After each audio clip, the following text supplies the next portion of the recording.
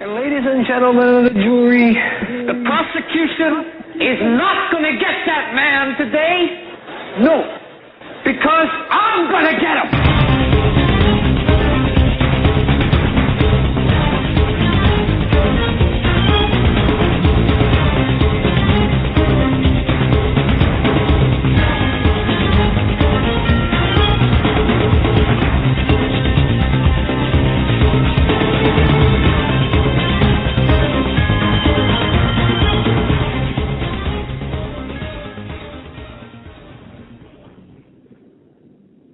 This is the Hagmann and Hagmann Report for today. Today, folks, is not Monday. It's Wednesday, January 2nd, 2013. That's 2013. Happy New Year, everyone. I'm Doug Hagmann. I'm the co-host with my son, Joe Hagmann. Folks, you're about to hear 3 hours of uncensored, unbiased, and uncomfortable news, analysis, information that you need to know. We're going to walk you through this news, the headlines. Folks, we broadcast each and every weeknight live from 8 to 11 p.m. Eastern Time. That's 8 to 11 p.m. Eastern Time, right here on the Internet via HomelandSecurityUS.com, and also we simulcast on the Christians United Broadcasting Network. If you haven't visited our website at HomelandSecurityUS.com here in the last couple of days, I request that you do so, and we'll get a message, Happy New Year message there for you, and also some information about where we were. Yeah, about where we were. Joe, welcome, by the way, to the Glad to be here. Couldn't wait to jump on and say something after an absence of a long time. It feels like it's been forever. You actually took some time off, whereas I, on the other hand. You organized some bookshelves. No, I organized. You did a good job getting the studio together. This year is going to be an excellent year. We're going to have Keith Hansen tonight. Yes. We're going to talk about a lot of things, gun control being the number one thing. You with Keith, yeah. Yeah, and tomorrow night we're going to have Stan Dale on. My father and I will both be on video with Stan for the whole show. Yeah, and I have to tell you, I'm looking forward to tomorrow night immensely because I've got a list of questions. If you've read Stan Dale's book, Cosmic Conspiracy, it gets into a lot, and I mean a lot of really heavy information. I would really recommend it. And I've got some pretty heavy-duty questions to ask Stan. So if you want to, you can send me an email with your questions for Stan, and I'll get those questions to him as well. Sometimes that's the easiest way to do it. It's the most expedient way and the most coherent way. And he also has the time to prepare and kind of sense a direction of where we can go. But Keith Hansen tonight, ladies and gentlemen, if you're unfamiliar with Keith Hansen, he's a good friend of the show. He's a radio show host. And that's right out of Naples, Florida. He is a former law enforcement official. It links to his website on Naples. KeithOnTheAir.com. Well, it's the if you go to HomelandSecurityUS.com, you can click on the link there, and it'll take you to his website. Also, his Facebook page. Definitely like him on Facebook, or follow him, or like him, or be friends with him, or whatever the terminology might be. Only because like-minded individuals, we need to stick together. We are no longer in a beta test situation. I've got to tell you right now, I'm convinced after this weekend, after talking with I'll tell you what, I've talked to a number of people in and out of law enforcement, in and out of Department of Homeland Security, and I'm going to tell you, folks, something. All right, to any of my detractors out there who are saying, well, you're a little bit whacked out, your information is incorrect, your informant is made up, you're hearing voices in your head, you went off the rails, you're a conspiracy theorist, whatever. Well, let me tell you something. It won't be long before you completely understand where this country is headed. We are no longer in a beta test situation. This is actually taking place. We are the targets. It's not our firearms. Certainly, it's our firearms, but we, the people of this country, are the targets. Mm-hmm. Our lifeblood, in terms of ours, which we have receipts for in terms of Federal Reserve notes. That's what they're after. They're after our lifeblood, our legacy, and that of our children and our children's children. They want to own us. They want to own the future. That is their objective. And if we get in the way, we won't be in the way long. That's what they want. These people are hardcore socialists. They're hardcore communists, and they need to be tried for treason. Every damn one of them. Now, everyone.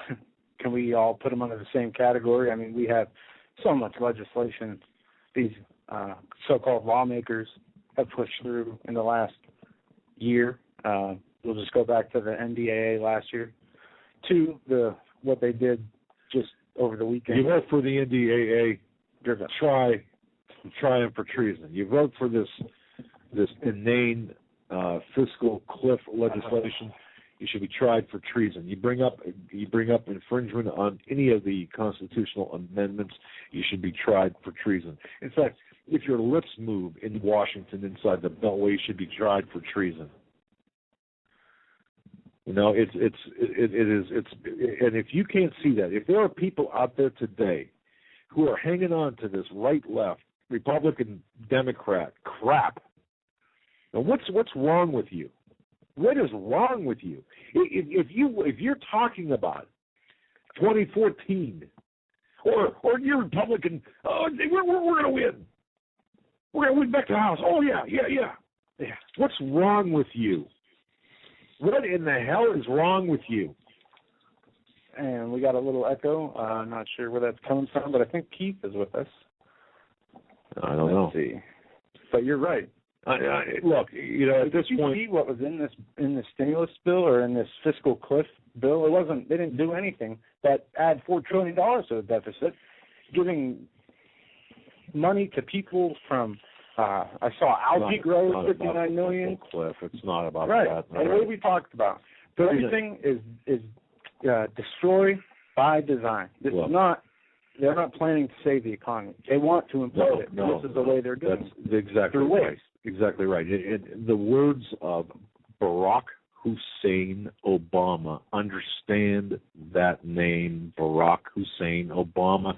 Chris Matthews, if I'm a racist and there's no tingle up your leg when you hear me talk, well, I'm sorry. But look, 39.6% of Americans making I'm sorry, the tax rate's going to 40%, basically, for anyone making over $450,000. Oh, that's worse than that. And you might think, well, so what? Okay, 450. I'll never see 450. Look, it's business. You understand? It's about business. It's about the people that run this country. But yes, worse than that, because they're taking this country and they are systematically destroying this country. That's their intent, is to destroy this country. 77.1% of the U.S. households will be seeing this tax increase. More than 80% of households with incomes between $50,000 and $200,000. And as you pointed out, $3.9 trillion are added to the spending. And $1 in what plan is that saying? $1 per every $41 are cuts. That's what they just did. So they didn't add they didn't do a fiscal cliff. Okay, so all you Tea Party people out there, another stimulus. Right, exactly. Basically, they did. And so for all you Tea Party people out there, congratulations. No, I want welfare checks because I think we're due. I'm just kidding. Keith, let's see if Keith's on. Mr. Hanson. Good evening. Hey, Keith, how you doing? Hey, not too bad. I was actually just logging in here, and I noticed that this is the I forgot you weren't live last night, so this is the first Hagmann and Hagmann show of 2013.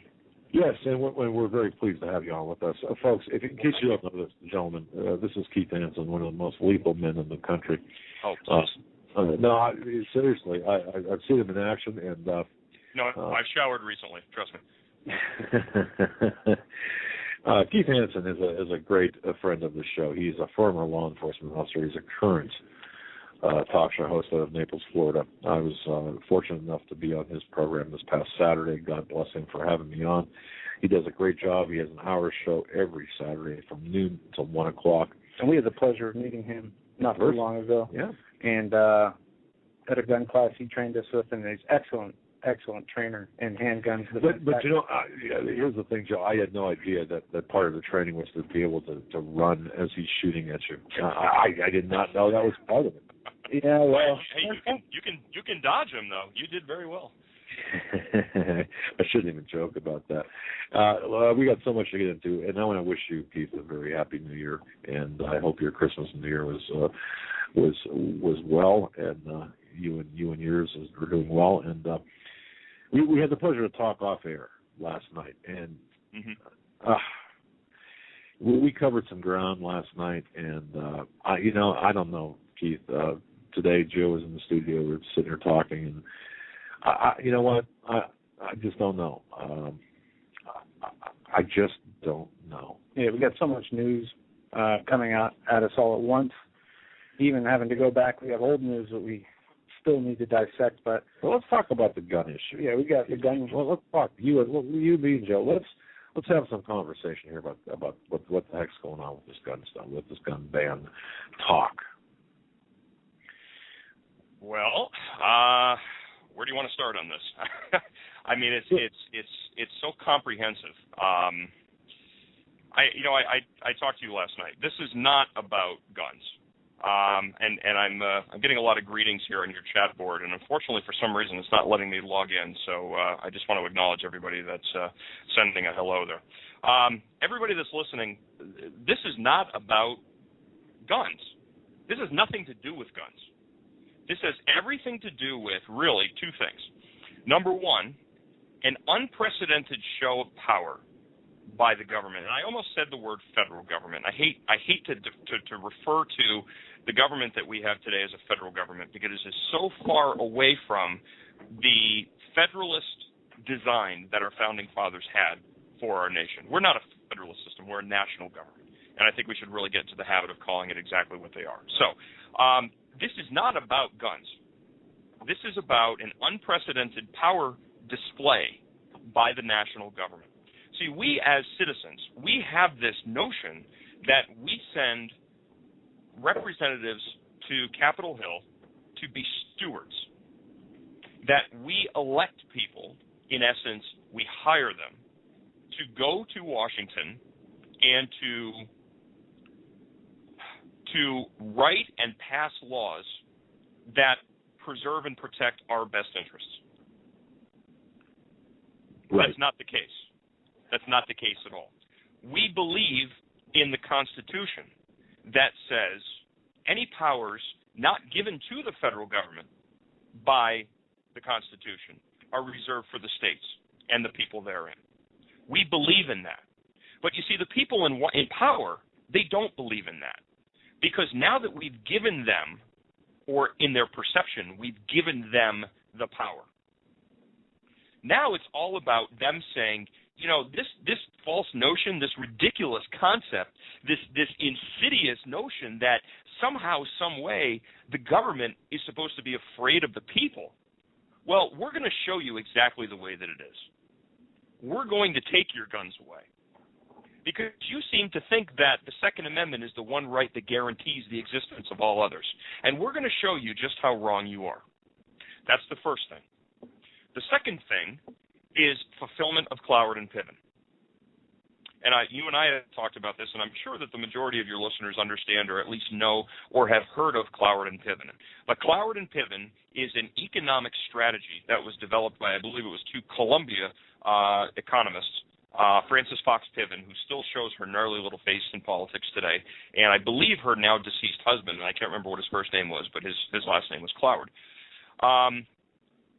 These were radical socialist economists who developed a system to collapse the economy of the United States by overloading it through, in essence, unfunded liabilities, through welfare, through food stamps, everything else. We're going to overload the system. We are going to put such an economic burden on this system that it can no longer support its own weight, and it collapses. And as throughout history has shown us, when you have a collapse, it's an opportunity to usher in something else that probably was not possible prior to that collapse. And think about this, because this is an angle that I don't hear anybody else talking about, but I think they need to focus on it. The firearms industry in this country, conservatively, is about an $18 billion a year industry. Think about how many businesses, okay, would be affected by the ban of firearms. Ammunition manufacturers, that would be out of business. Retail stores, that would be out of business. Gun ranges, instructors, manufacturers of ancillary products, owners of web-based businesses that sell ammunition and ancillary products, add-ons.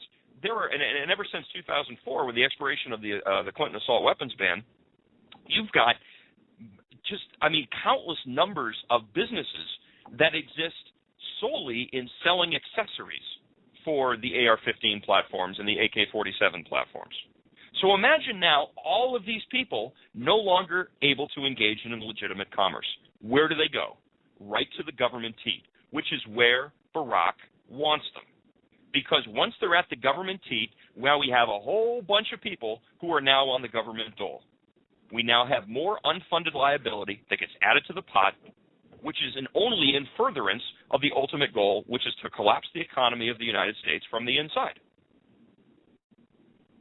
That's my theory in a nutshell. And you know something? I don't think, and you know what? If one more person says I'm a right-wing conspiracy theorist, they're going to have an issue.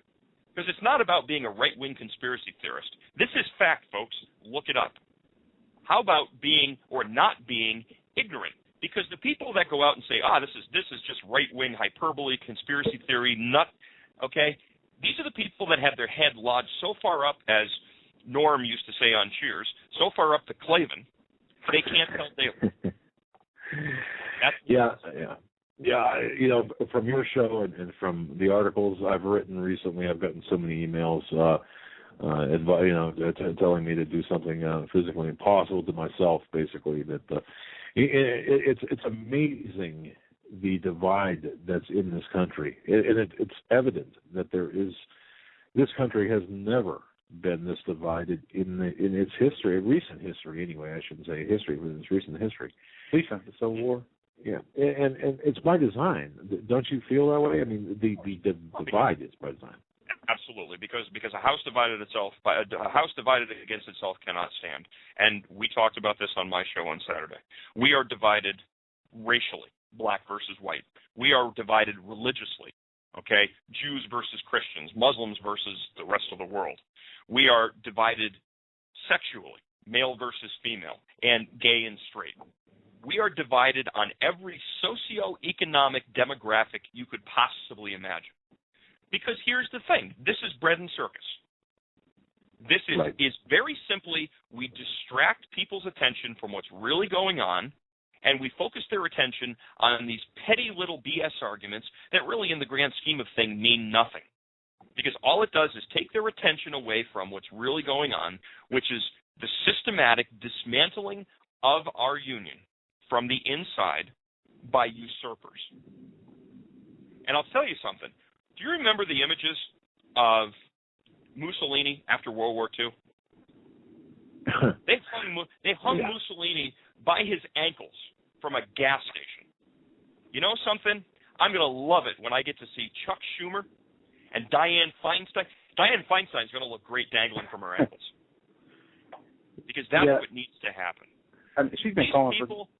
These people are beyond treasonous scumbags. We're at war, Keith. I mean, there's no other way of looking at it. They've brought the war to us. By the way, I don't know whether you saw this, but the Illinois president of the Senate, State Senate of Illinois now is calling for, during this lame duck session, the state Senate, the president of the state Senate. They're trying to pass a gun ban right now. You have it signed by Friday by the governor, where they would criminalize if you own a gun, everything. And you don't turn it in, you're automatically in Illinois. Yep. Well, it's funny because there's just I believe it was 7th District court ruling that said that Illinois had 180 days, this was a month ago now, but it was 180 days to turn around and develop a comprehensive concealed weapons program. And that it was likely, because it was Judge Posner that actually handed down the majority ruling, that it was not going to be taken up on certiorari by the Supreme Court. So, I mean, what about this? I mean, we have, what does it mean? It means that, I'm sorry, go ahead. No. Expand on that for people who don't realize that there was this issue with Illinois. What exactly? Or are they just trying to short circuit the system? Well, I mean, we don't have a Supreme Court ruling in that, but we have a Supreme Court ruling in D.C. versus Heller. And D.C. versus Heller, which was, the Supreme Court ruling that came out, what was it, in 2000? I think it was 2010. And of course, the gun rights people were celebrating the Supreme Court ruling, and basically what it did is it said that the Second Amendment does hold that private citizens have the right to keep and carry handguns for the purposes of self-defense. And, of course, everybody was, this is great. The Supreme Court is finally constitutional, and they're recognizing the rights. Yeah, but look at the ruling. It was a 5-4 ruling. Right. If one of those justices had voted the other way, it would have been a ruling that the Second Amendment did not protect individual rights to carry handguns for self-defense. Exactly. So, I mean, we're teetering on this fine line in this country of losing these rights. And make no mistake about it, the Second Amendment is the one right that guarantees the existence of all others, because it's pretty damn hard to go in and establish tyranny against an armed people. That's why tyrants throughout history, especially throughout the 20th century, the first thing that they do is they disarm, they take the guns and they take the gold. Why? Because an armed population can stand up and say, not today. That's right. No, you've got that right. And, Keith, I really think that, I think now as you and I spoke off air, and it just amazes me that we are at this juncture right now where we are. I was at a gun show on Saturday just to see what was going on. There are lines of people around tables 3 and 4 deep, but there was nothing to buy. Mm-hmm. There were no guns. Sure, there were pistols, but no ammunition, no guns, no long guns, mm-hmm. no semi-automatic rifles to buy. And asking the people, asking the vendors, when will they come in? And they said, we don't know. They may never come in. I mean, we just don't know. Mm-hmm. And talking with the people there specifically for the reason of finding out what the purpose was, we're saying, look, we know something is about ready to happen. We know things are going to get bad.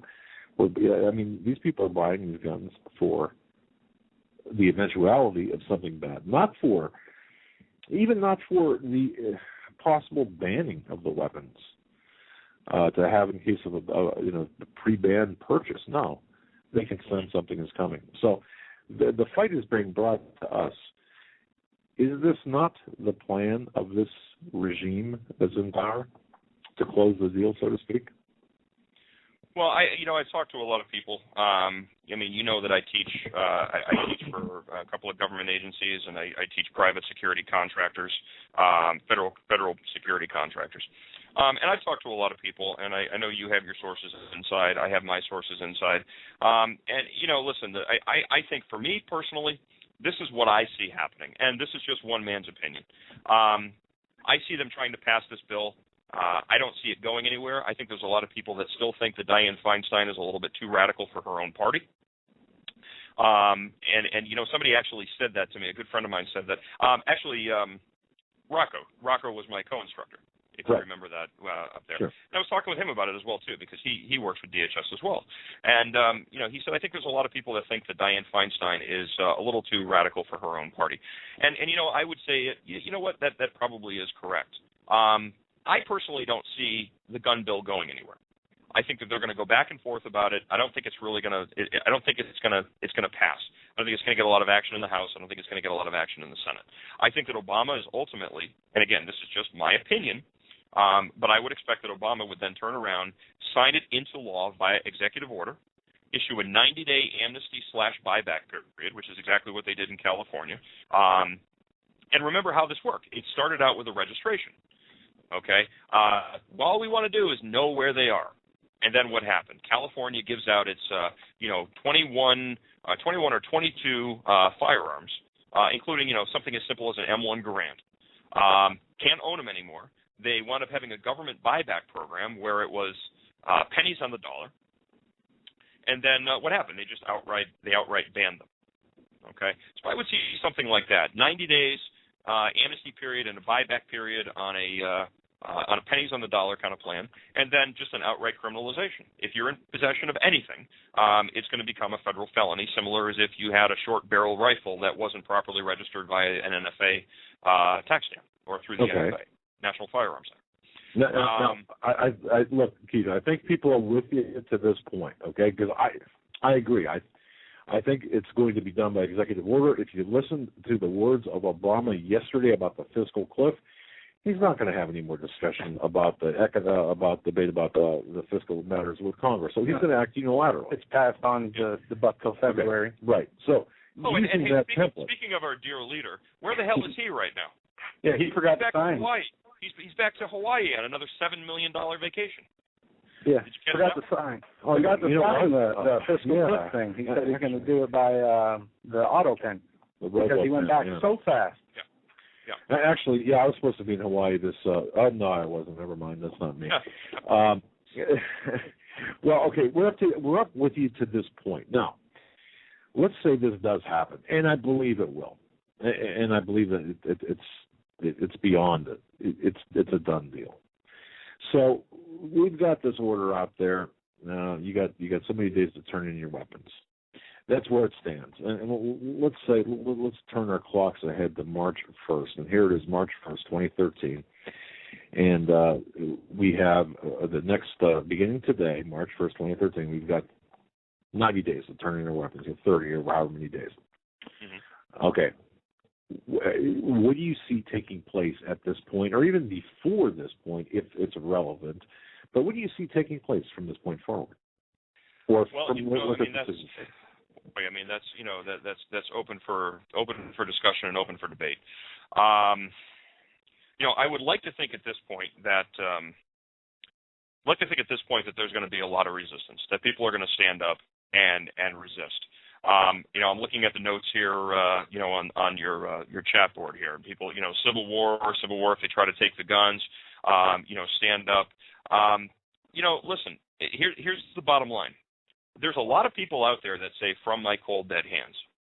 I hope you understand what the magnitude of those words actually mean, because there's a lot of people that utter those words, and they're very quick to stand up and extol how tough they're going to be when this happens. But when there's a 7-man team at your door, okay, and your choice is, if you engage those 7 people at your front door, you know what the outcome is going to be. It's going to be death. Okay, you either need to be one hell of a shot and be able to take 7 people out. Otherwise, those 7 people are going to engage you until you, the threat, are neutralized. That's how it works. So you have to ask yourselves, and again, it's very easy to sit behind a computer and act tough. And that's not to insult anybody. This is more or less to kind of wake people up and say, listen, understand exactly what it is that you are claiming you're willing to do. But now fast forward to when it's actually taking place. Are you actually convicted to the point where you are going to stand up and actually die rather than give up your guns? Now, here's the thing. I served for a period of time. I served for about 1.5 years as the Florida State Chapter Vice President for Oath Keepers, and then I went on to serve for a year, as the State Chapter President for Oath Keepers. I believe wholeheartedly in the Oath Keepers mission. I believe in what Oath Keepers stands for. And again, Oath Keepers is a educational organization. Southern Poverty Law Center and Mark Potok likes to say that Oath Keepers is the most dangerous right-wing militia group in the history of right-wing militia groups. Well, you know what? Absolutely not, because it's not a militia group. It's not a political group. It's not a PAC. Oath Keepers is an educational organization that seeks to reach, teach, and inspire currently serving and retired military and law enforcement about the oath that they took to the Constitution and their duty to enforce it. Now, this is where I would hope that the majority of people who are either sworn in the military or sworn law enforcement officers would understand that they have a duty to disobey an unlawful order and to protect the rights of citizens. You and I have talked about this. Law enforcement has no individual duty to protect citizens. The only legally mandated obligation that law enforcement has to citizens is to protect their constitutional rights when a law enforcement officer is engaged with them, and to provide protective services as a whole to a community. Okay? So, just to summarize that, or to put it in different words, law enforcement has a legal obligation to protect society as a whole. Okay, and that's why law enforcement does patrols and law enforcement does speed traps and all that. Okay, they have no individual duty, or more appropriately, they don't have a duty to protect an individual from harm befalling them from a private actor. All right. Okay. Secondly, they have a duty legally to preserve and protect the constitutional rights of individuals that they encounter when they're doing or working in their capacity as law enforcement. That's it. It's a pretty narrow job description, if you will. Well, I mean, among other things, but I mean, from a legal protection standpoint, that's their obligation, and those are from 2 Supreme Court rulings. And I'm going to hack these up because I'm pulling this off the top of my head. But Harris versus District of Columbia and McElshaney, I think, versus Winnebago County Board of Public Supervisors. Again, I'm hacking that up, but it's something pretty close to that. Again, I don't have my notes here in front of me. All right. But the point being is that, this is what the Supreme Court has said the obligation is to law enforcement. Now, when we talk about this from an oath keeper standpoint, if you have served in the military, you understand what the Uniform Code of Military Justice is. Trust me, that was probably what you spent your first 72 hours in boot camp learning. Going step by step, word for word, line for line through the Uniform Code of Military Justice, the UCMJ, learning everything that was contained in the UCMJ. In the UCMJ, it is mandated that any member of the armed services disobey a law. They have a legal and a moral obligation to disobey an unlawful order. Okay. Law enforcement officers who have not served in the military probably have no concept of what the UCMJ is, or this concept that I now have this legal, moral, ethical obligation to disobey an unlawful order. So I think, and again, the military, we have posse comitatus, which in theory is supposed to protect us from American soldiers being used operationally on American soil. Do we still have that protection? We're supposed to. Because I'm not sure. I remember George Bush. I don't even know if it was George Bush. There was an article that was written in the 80s that argued against or stated that we didn't have that based on the multiple rulings by the Supreme Court. And through different, we saw Katrina and all these different things take place. I don't think this is in on the books anymore, or at least they don't act like that. Not practically operational, I think it was the terminology used from the article. But I understand what you're saying. But okay, and but Keith, I guess my question is, if there is confiscation to take place, will there be compliance by law enforcement, or will there be compliance by? I don't know. I mean, it's impossible to answer that. Sheriff Richard Mack, I'm sure that some of your listeners have heard of Sheriff Richard Mack. He is on the National Board for Oath Keepers.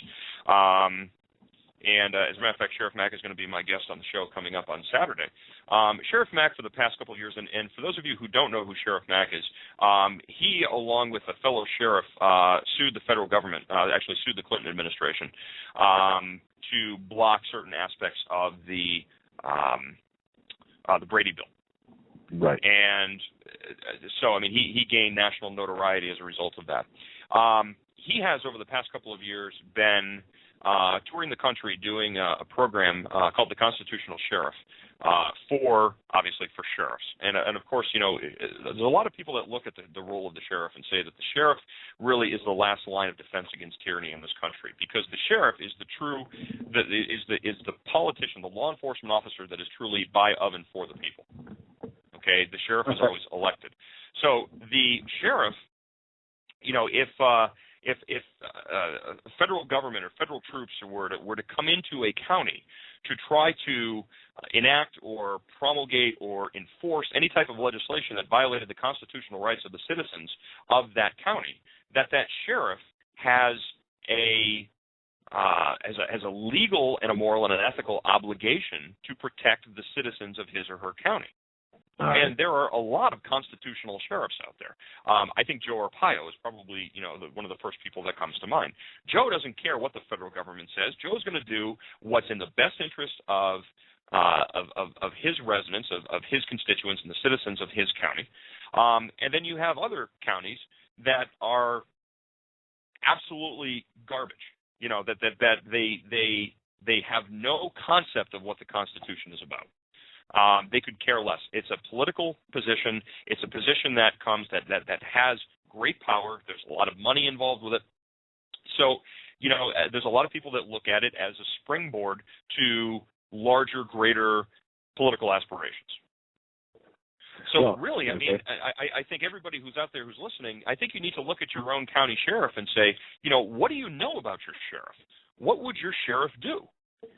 Now, the sheriff of Jefferson Parish during Louisiana, during Hurricane Katrina, when FEMA went in and cut communication lines because Fox News was televising, some pretty heinous stuff that was going on. So FEMA went in and took chainsaws to the communication lines. So the sheriff of Jefferson Parish reestablished those communication lines and then put his SWAT teams around the communication center, and with orders to shoot to kill anybody that breached that perimeter. Nice. Okay, that's a constitutional sheriff. Yeah, and I think we were talking off air last night. You said, to put it in perspective, there are like 200 county sheriffs across the United States that you're pretty familiar with in terms of being on the same page as those keepers might be. Is that a fair assessment that you know of, I guess, I think is how you put it? Or Sheriff Mack has been able to reach out to approximately about 200 sheriffs across the country. Now, okay. I mean, 200 sheriffs across the country, that is a drop in the bucket. I mean, I'm in Florida. We've got 67 counties alone here in Florida. Okay, so when you think 200 sheriffs across the country, those aren't positive numbers. I'm just reading in your chat board here. Tim L.T. Bird asks, so who are the guys going around confiscating weapons after Katrina? A lot of those were private security officers. In fact, if you watch some of the videos, you'll actually see some California Highway Patrol arm patches in there. They were bringing people in from all over the place. What was left of the New Orleans Police Department, they were going door to door, boat to boat, car to car. You had law enforcement officers and private contract security from other areas of Louisiana and from other states that were going in, that were actually conducting these confiscations. The ones who were looting, by the way. Yeah, high and dry areas. Yeah. But, I mean, this is one of the things that really makes me, and I hate to say this, but it kind of makes me lose faith in a lot of these you can have my gun when you pry it from my cold dead hands people. Because I can't think of anybody more than Southerners that love their guns. I can't think of, I could just think of all those good old boys in Nolens, who had said, you can have my gun when you pry it from my cold dead hand. Yet, how many shots were fired in resistance during an illegal, unconstitutional gun ban or unconstitutional gun seizure? None. What happened? People with a look of incredulity, with their jaw dropped, what the hell is going on, handed over their guns to these people and then said, you think we can get a receipt? Yeah, and there are YouTube videos out there depicting just that. Slamming old ladies on their kitchen floor. Yeah. Taking a little revolver out of her hands. Now, again, you got somebody in your chat board here, Warrior Shepherd. Keith, the ones who left. So I can pull it up here. Yeah, we're smart. The ones who were smart were the ones that left. Well, I mean, you can look at that one of two ways. Yes, the people who were smart left, but what about the people who knew? Because there were three categories of people that stayed behind during Katrina. You had people who, number one, couldn't leave because of either infirmity or sickness or logistics. They couldn't get out. You had people who stayed around specifically so that they could engage in criminal behavior. And we saw this during Hurricane Sandy up in New York.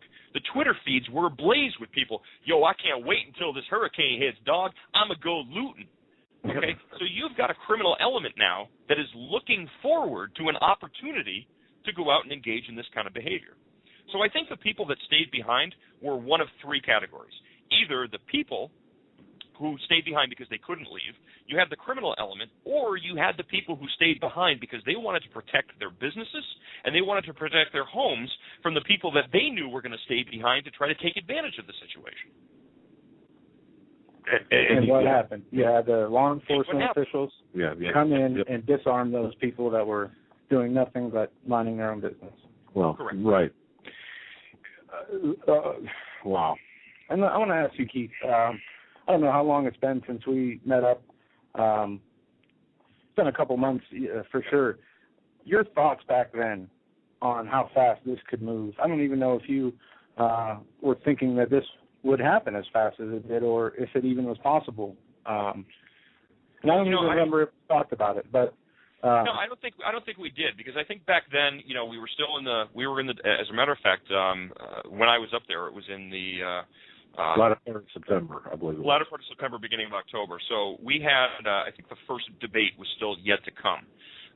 In fact, I had left Erie, and I was out in Bethlehem and Allentown for the first debate.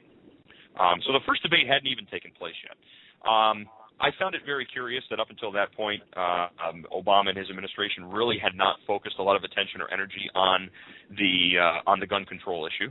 I felt that it was something that would definitely come up again if he did manage to steal himself a second election, which he did. He certainly alluded to it during the second debate, that he felt that there needed to be a reinstitution of the Clinton-style assault weapons ban, but that more specifically, people in his hometown of Chicago were dying not by these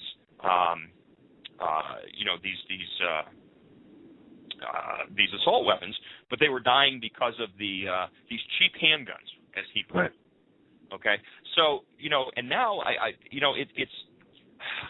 And again, Doug, you and I have had a number of conversations off the air about how far do we go with the types of topics that people would say are conspiracy theorists. I love it, because perfect segue. Go ahead and continue, because this was going to come up next. Go ahead. I do not believe that there are any coincidences in politics anymore.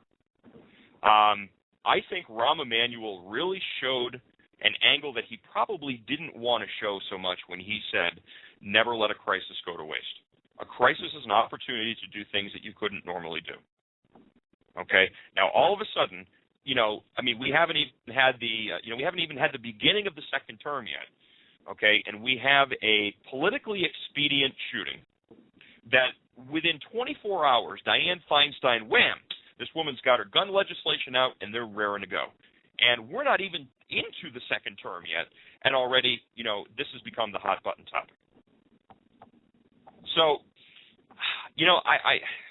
I don't know. I'm surprised that it took this, that it happened in such short order. But listen, these people want your guns, and again, it's not. I should say it's not about gun control. It's not about gun control. It's not about your guns. Yes, if they can get the guns away, it makes things a lot easier. But again, I think it's so much more all-encompassing than that. I think it's the unprecedented show of power to the American people of who these people really think is in charge. Mm-hmm. Now, I'm on Facebook, and I'm looking at Facebook, and I'm getting all these emails from all these people. Oh, we got to write our congressmen. Oh, we got to write our senators. Oh, we got to march on the steps of Capitol. Too late. Really? Let me ask you a question, okay? How far did that get you during Obamacare? Because it seems as though all of these senators and all of these congressmen went back home during their vacation times, and they wound up I'm sorry, I just got distracted because I was reading a message in your chat board here. King's runner, ask me that in a couple of minutes about the Hillsborough County Sheriff. I'll talk to you about that in a second. It's I don't know. I'm really surprised that it's happened as quickly as it has. Go ahead. My thoughts here. All right. No, look, I think we are beyond the point. Anyone and I opened the show angry, an angry man, and I probably should not have been as angry as I was initially, because We are beyond the point of no return. No. Stop. Why are you apologizing for being pissed off? Why are you apologizing for being upset, being angry, being enraged, being furious at watching the country that you love getting flushed down the toilet? Don't apologize for that. Get more pissed off.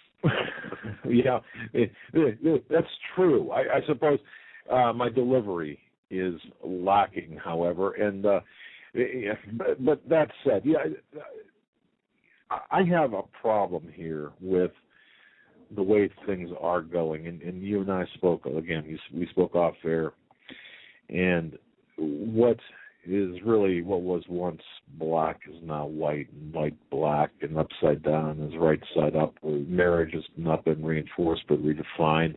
It's okay to take your guns, but it's okay to kill babies, but certainly it's not okay to defend yourself. I mean, there's so many things wrong right now, and of course we've got wholesale theft among the international banks and what have you. And one of the most grounded people I know. You're definitely among the most grounded people I know. But you said something that kind of caught my attention. You said to me, there's just something not right about Sandy Hook. And you didn't commit to anything, obviously, but you just had this intuitive feeling, and I trust your instincts because I know your instincts. I mean, I've seen. What do you mean by that? What's your gut telling you about this Sandy Hook? Is it just being exploited, or is there something else there, or are we ever going to find the truth, or what's going on here with Sandy Hook? As far as the Sandy Hook thing, I'm gonna tread on eggshells here because I don't want to open up a can. I don't want to open up a big can of worms. Like I said, I don't believe in coincidences. Do I think that there's something up with the Sandy Hook thing? Yeah, absolutely I do. Absolutely I do. There's information out there, and again, I don't really want to go into specifics just because I'm not ready to go into this yet. But there's an awful lot of information that's coming forth right now that makes me look at it and go, you know what? Something just really stinks. Something really stinks about this. And again, I don't put anything past this administration to try to sway the opinions of the sheep.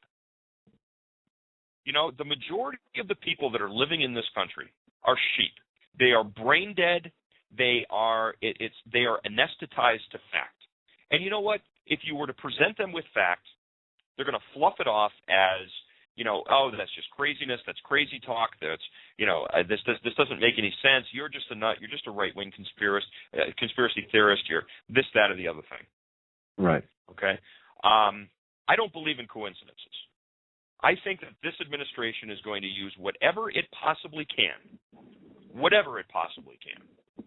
to try to justify taking away guns from law-abiding people. And listen, I will be more than happy, and as a constitutional federalist, okay, I will be more than happy to talk to you about gun control when you, as a liberal, and I'm talking to any liberals that are out there, when you decide that you're going to take a hard look at other means of correcting the problem. And what I mean by this specifically is, okay, the alleged Sandy Hook school shooter, nuts, okay? This guy was bat poop. The Aurora, Colorado shooter, this guy was crazy. People knew about this guy for years and years and years, about how he's nuts, okay? Eric Harris and Dylan Klebold, nuts. Cho in the Virginia Tech shooting, bananas. The Fort Hood shooter, it was recommended that the Fort Hood shooter be dismissed from the military because of his mental condition. Okay? So, I will be willing to talk to you about enhanced laws for guns when you are willing to take away and strip HIPAA, which prevents law enforcement agencies from conducting proper background checks that would allow a person who's mentally defective to be singled out so that they do not have access to firearms, that they do not have access to concealed weapons permits. We'll talk about that first, because here's a perfect example of knee-jerk, feel-good legislation from the libtards and the unintended consequences that those feel-good legislation pieces wind up producing. Oh, my God, we have to protect the feelings of somebody who's nuts. I grew up in Massachusetts. We had the Northampton State Hospital. We had the Bridgewater State Hospital. We had the Munson State Hospital. And those are just the top three that I can think of. There were many, many, many throughout the Commonwealth of Massachusetts. These were places that we put people who were deemed to be unfit to walk around society. But now, because everybody's feelings have to be taken into consideration, oh my God, we can't institutionalize somebody who's dangerous. We can't institutionalize somebody who has a criminal predisposition because of a mental defect. We have to allow them to walk around in society because we have to preserve their feelings. And what is the unintended consequence of that? Now we have all of these people who are walking around in the streets who are dangers to themselves and dangers to law-abiding citizens. And yet, because of a feel-good piece of libtard legislation like HIPAA, these people cannot be singled out and excluded because they can lie on an application, they can lie on a federal form 4473 about their medical background, their clinical, psychological background. So here's what I'll tell you. I will be willing to sit down and talk about gun control when you're willing to sit down and consider for a moment that your liberal legislation has not only has affected but directly contributed to the situation that we have in this country today. I love it. Keith, I'm going to hit you, and I know your time is valuable. Folks, you're listening to Keith Hansen. In case you don't know Keith, go to HomelandSecurityUS.com. On the right-hand side is a link to his radio show. It's 98.9 FM WGUF, Naples FM Talk. Just click on the link. Go visit his page. Of course, he's got a Facebook presence as well, linked off of HomelandSecurityUS.com. But before we... KeithOnTheAir.com. KeithOnTheAir.com. Right. Yeah, you've got a Facebook page. And good. Okay, I got a couple of questions here. I'm gonna take this out of order. Aubrey, listening in Vancouver, British Columbia, wants to know, please ask Keith, if he is required to do so, would you submit or comply with the registration process in the United States to register all your firearms with the government? Let me make this perfectly clear to anybody who is listening. I, Keith Hansen, will never, ever, ever provide any government official with any list or roster of any firearm that I own. And here is what I will tell you as a Christian who has made his peace with God. If you come to my home or my business trying to take my guns, there will be a bloodbath.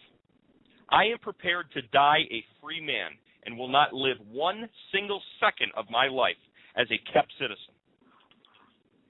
Now, if you want to come and get my guns, you come and get them. Now, I guarantee you, you may wind up picking my body up off of the floor. But here's the other guarantee that I will give you. You will find me in the largest pile of spent brass you've ever seen in your life.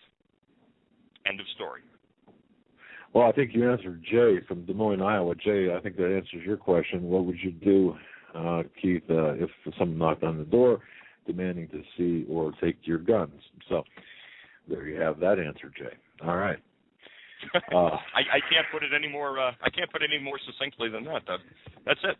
Well, no, and Jay wants to Joe asked me to tell you that he will be sending you an email with another question or two about your training program. Anyway, all right. Keith, do you see a point? I mean, we've seen some pretty, obviously, some insane things go on over the last decade. Do you see a point, Keith, where we're going to have an all-out civil war here in this country? I hope not. I pray to God we never have that. Because, listen, violence isn't the answer. Violence is definitely not the answer. But you got to look at it and say, I heard you talking about the Tea Party people before, and I was a card-carrying John Birch Society member in high school. Identified myself as a conservative Republican, even going back into high school. And I've said this before. I voted when I was 18 years old. I voted for Ted Kennedy because at the point I called myself a conservative Republican, but I was really politically ignorant. And I think that I was probably in the same boat as the majority of Americans today. They thought they knew what they were. They think that they know what they're doing. I voted for Ted Kennedy because I didn't know the other candidate, and I figured, well, Ted had been in office for so long, he's got to be doing something right. So might as well go ahead and pull the lever for him. I had my political awakening here really right around the time that Obama was elected. I spent my time and my days yelling at the TV set, and I think I went through a couple of remote controls that were shattered against the wall because I was just so infuriated by what I was seeing. And I had asked, I reached out to a friend of mine who was involved in a Tea Party group, and I had, had to clear the throat there. I went to a Tea Party and wound up just getting up on the podium and just kind of speaking what was on my mind. And boy, little did I know the can of worms that was going to open up because, suddenly now I wind up being asked to sit on boards of different organizations. And, I get people calling me up and, I wind up getting a talk radio show of all things, which is something I never, ever in my life ever expected to be doing. But it's great. It's therapy for me because it allows me to get what's on my mind out. It's wonderful for my fiance because I don't talk politics to her. I have my outlet through the radio show, and also through your show. So I mean, it's a sanity break for her. But my political awakening happened about 4 years ago. And throughout that time, I've heard the Tea Party people and the 9/12 people saying that our weapon has to be the ballot box. Our weapon has to be the ballot box. And, I looked at 2010. I looked at the election of 2010 and said, okay, well, you know what? Maybe there's some hope there. And then I see the outcome of the 2012 elections, and I realized that, our weapon can't be the ballot box anymore. I think we need a hard reset in this country. I really do. I agree. And somebody in your chat room, Sabaro1776, just said this isn't about politics anymore. You know what? You're right. It's not about politics. It's not about politics. It's about a fight for survival. It's about survival of this nation. When you look at all of the men and women that have fought and died for this country, they have paid the ultimate sacrifice for this nation. And it's amazing that, we have these people that use the freedoms that other people have died for to undermine our country. It blows me away. It saddens me. It breaks my heart to see what's happening in this country. I don't want to see violence. I don't want to see violence because nothing good comes out of violence. No, not at all. And I want to share something with you, Keith. And of course, our listeners, I have a good friend who told me this, and consider this, Keith, and think about this, because I know you're a contemplative gentleman. And just to let you know real quick, I know we had mentioned about, listen, I've got longer than 9 o'clock if you want to keep going with this. I'm not in any hurry. I'll tell you what, we'll hold you over for the break for some phone calls, because I know some people are anxious to ask you some questions, but before the break, I just want to share this thought with you. And ladies and gentlemen, share this with you as well. I'm not sure if I've said this on air or not before. If I have, and if you've heard it, you'll hear it again. Barack Hussein Obama, as Commander-in-Chief, has chosen to run, jog, if you will, exercise, whatever you want to call it, but run in Arlington National Cemetery. He's got numerous places where he could run, but he's chosen that location to run at times. And my friend had told me that, isn't it interesting, with his pedigree, with his background, with his upbringing, and knowing the thoughts of people who've grown up in Indonesia about, the souls of the one's feet being an insult to others, that we have a man, a commander-in-chief, so to speak, running over the dead. Running through the graveyard. Not on the grave. Well, right, but essentially, if you think about that, more than what it appears? Is it more than what it appears? Is it the ultimate? Is it the ultimate of whatever? I can't even think of the word. But is he looking at it like a hero of the heroes who died, or is he looking at here's what I'm gonna continue to do? He's looking at the disdain against the people who died for this country. You know that people in the Muslim culture, by showing the soles of the feet to another person, is the ultimate, or is a slap in the face. It's customarily inexcusable to do so, and yet and to think about that in that context, where you've got this man running almost over the graves of American fallen heroes, perhaps does that show contempt of the man in the office? I think if we're going to talk about contempt for the man in office, I think that we just look at the past 4 years. I don't think anything demonstrates his contempt for American society, American way of life, American rule of law, or the American government, our three-tiered system of government and our system of checks and balances, more than what this guy has done. I mean, it's everything that he does shows contempt. It shows contempt, and it shows this attitude of superiority that I am up here and you are down there. And I know you guys need to take a break at 9 o'clock, and I want to touch on that because I want to explain, in my opinion, why I think the more that we fight this guy, the more that it validates him. All right, Keith, hold that thought. We do have a break. In fact, we're going to take a break now. We do have an international caller. We're going to get to you as well. Folks, you're listening to our first edition out of the gate 2013 Hagmann Report, graced with the presence of Keith Hansen. Stay with us.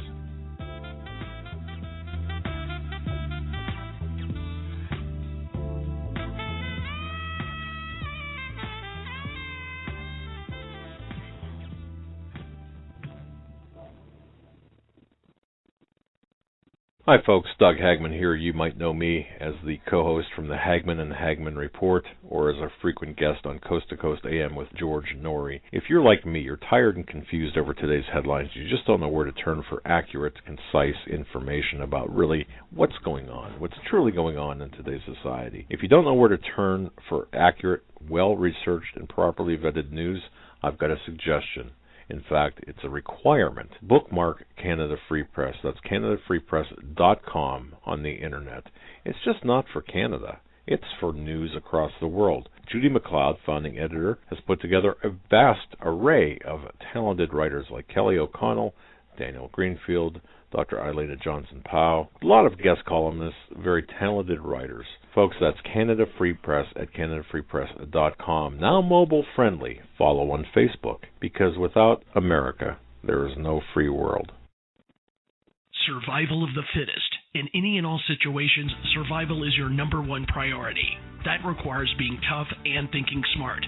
And the folks at Freeze Dry Guy are going to help you do just that. They have the long-range patrol ration entrees, what they call the Brick Pack. When you're in survival mode, it is absolutely the best item for your survival pack or bug-out bag. You can go farther, faster, and carry more food with the LRP cold weather ration entrees. Not only do these long-lasting, durable entrees help sustain you or your family through the harshest environment or situation, they are by far the most delicious of their kind. No contest. With a variety of tasty entrees, you can't beat the LRP Brick Packs. Let Freeze Dry Guy help you in your survival situations. Go to freezedryguy.com. That's freezedryguy.com. Or call 866-404-3663. That's 866-404-FOOD.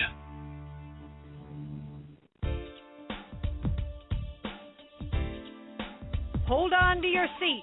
The Hagmann and Hagmann flight is now taking off. Doug and Joe Hagmann have cleared the runway of TSA agents, jihadists, political crackpots, and global elitists. Now get ready for some real news. Here they are, Doug and Joe Hagmann.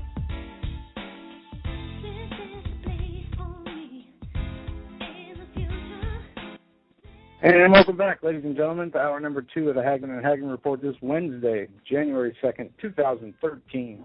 Almost didn't say that right, as this is our first show back in the new year. We are glad you're with us, and we are live with special guest Keith Hansen, KeithOnTheAir.com. You can go to our website at homelandsecurityus.com and find the link to his radio show, where he is out of, 99.8? Naples, Florida. It's actually 98.9 FM, WGUF. WGUF, 98.9 FM, WGUF, Naples, FM Talk, in my official radio voice. Fantastic show. We're glad to have you on, Keith, tonight. It's been fast and intense first hour. Extremely intense. We do have, Keith, we've got, before we let you even finish that last thought, we've got an international caller that wants to talk with you. Okay. Joe. All right. I think this is Constance. Let's see. Constance, is this you? Yes. Good evening, Dogan and Joe. Good evening. I'm Mr. Hanson. I've been listening to you, and I would like to make a comment. I try to be very quick, so if in case you have other callers. What I want to say is 45 years ago, I was a young girl, and I remember going to North Carolina by Greyhound bus. For me, it was a magical journey, and I remember arriving in a small town where I was picked up by people in their pickup truck, their white pickup truck, and I spent the summer in the countryside with these people, and I was climbing cherry and apple and peach trees and jumping brooks and sleeping outdoors and watching older boys and contests and riding bikes. And in the country, it was, for me, 45 years ago, America was a very magical country. And later on, I went to China. Millions of Chinese people were killed by Mao. And I got a very good look at life in many areas in China, not only where foreigners went, but where foreigners did not go. And looking at the absolute poverty, life was very, very primitive. Even today, when you get away from the tourist zones and the industrial zones, the people in China, they still live in absolute poverty, and in many cases, direct holes in the ground. The people in the countryside, for example, in China, they need permits to go and to work in the cities. And if for one reason or another, the police, they stop you in communist China without a permit, you are forbidden to go back to that city. And even businesses in China, there is they don't exist, because behind the businesses there are the Communist Party behind businesses. But what I find all over the world, and when I look at the map, there is a growing communism all over the world. And it's not only in Europe, but it's also in America. Obama is not, he is a product of communism, but also the people, when you find the people here in Europe and the people who surrounded by Obama, they are also surrounded by communism. And the things that are happening in America are not due to things that are not planned. Things very, very, very carefully are planned that in the society, American society, that are planned, that are happening in America, because at the same time they are happening here. And no matter where you look, I find here all over Europe, communism is on the rise. Communism is in America. Communism is everywhere. And I don't know, it's not the fault of the American people that they are not conscious, but I find that it's a problem that due to many situations in America, due to the GMOs, due to the vaccines, due to the many problems, the people, it is very difficult to wake people up. And I find the same thing here in Europe. It's very difficult because they are used to the political situation everywhere that it's impossible. They don't believe. And everywhere, even the people that are speaking, they are here in the European Union, they are very deep. If you look into every person in the European Union, in America, in politics, they have very, very deep-seated communist backgrounds. So so how can you convince the people, or how do you want the people to convince? It's not Obama. It's the whole of society. Obama is just a puppet in it, and I don't know the solution because to educate the people, yes, but it's everywhere. Communism. So I don't know the solution that you want to do that, because we find that here in Europe, and I speak to many people in Europe, they don't want to recognize it. The EU is total communist. They are talking openly about merging with the Soviet Union. In America, the government is Marxist, communist. So I don't know. And also, you find that the same things that Stalin and Hitler did is same things are happening in America. And these false flags, for example, the Sandy shooting, the previous shooting in the cinema, it is the same thing that is happening. It's the same thing that happened here in Europe with Stalin, with Hitler, and it's repeating itself. And you say, how can people not wake up? This is, yes, and so I don't know the solutions. Let me address a part of that. The first thing is you got to understand that this socialism, Marxism, communism is this grand experiment. But every society, every government that thinks that they can implement it, thinks that they figured out where the previous communist society got it wrong. Okay, I had a conversation. But we know that it is false. We know that it is false because look at Greece. Communism is on the rise in Greece. Communism is on the rise all over Europe. So how do we face that? Yes. Well, part of the problem is in Europe. Okay. They don't have any means of stopping it. I mean, what do they have? They have the ballot box. Okay, and that's we don't have a ballot box. I'm very sorry. We have the same situation that they do have in America, that we have maybe a two-party system, a three-party system, but we have a choice that is selected for us before electing. It is the same thing here in Europe.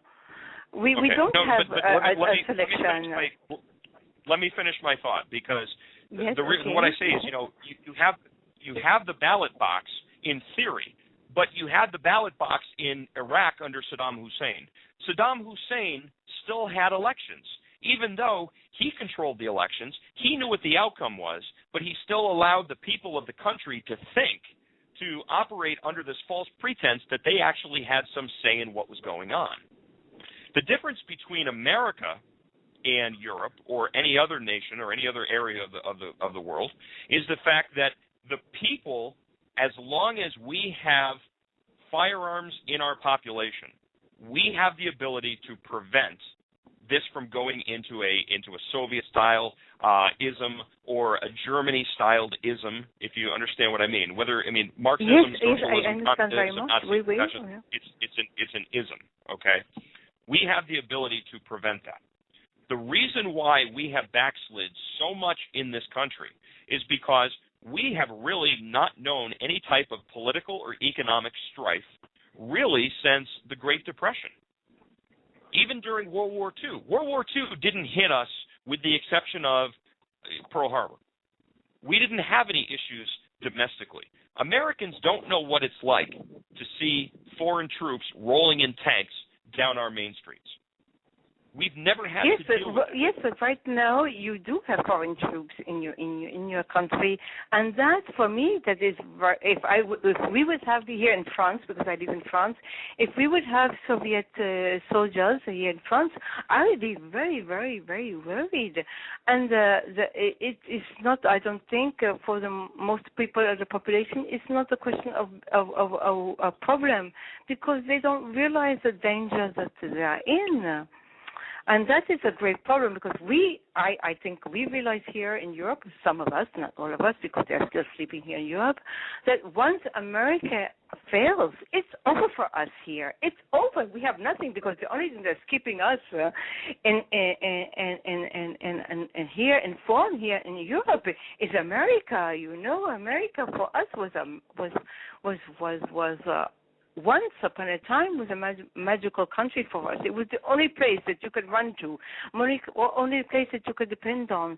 And once that country disappears, there's no hope for us here in Europe. I mean, what can we do once America fails? So that is why we search to join our American brothers and sisters in America, to try to form a coalition to fight the New World Order and the things that are coming in America. Because if America goes down, it's going to be the dinosaur effect. And here in Europe, we have never seen such horrors that will occur here in Europe. Yeah. Constance, God bless you for your call. So I will let you go. I will let maybe somebody, because, we are very worried about this, because everywhere that we are seeing communism on the rise here in Europe, communism on the rise in America. Everywhere it's the same people, the same names, and we are coming very, very, very, very desperate, because our hope is in the American people that are able to fight this, again.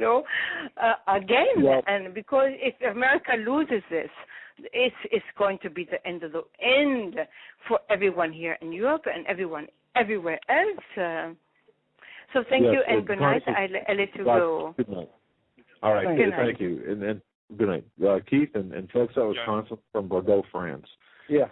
And what she's pointing out is just the internationalism phase of the globalist agenda here. And Keith, don't you see that flavor of globalism here, the European influence, this glamorous European type of globalist approach here? As I was saying before, listen, every new organization or every new administration or government that tries to implement socialism thinks that they've got it figured out. We figured out where the last time we can do this right.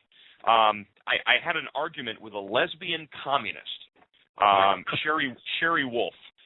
Look this chick up. Let me tell you, it's humorous. A lesbian communist. And I asked her. I said she's a college professor. So because she's a college professor, she's smarter than everybody else. Okay. And I said, could you please explain to me? I said, you're a lesbian and you're a communist. And she said yes, and fiercely proud of it. Okay. Well, all right. That notwithstanding, could you please point out to me one communist or Marxist or fascist regime that hasn't rounded your people up and marked them for extermination first? And her response to me was, well, obviously, you just aren't smart enough to realize that this is a new socialism. Oh, I'm sorry, I didn't get the memo. That suddenly now we've reinvented socialism to where now you are going to be a protected class. This is it's every single attempt to implement socialism or implement communism or implement any other type of ism is predicated upon the belief that we figured out what happened in the past and now we can improve upon it. But the bottom line is this. You're looking at a small number of people that are controlling the masses.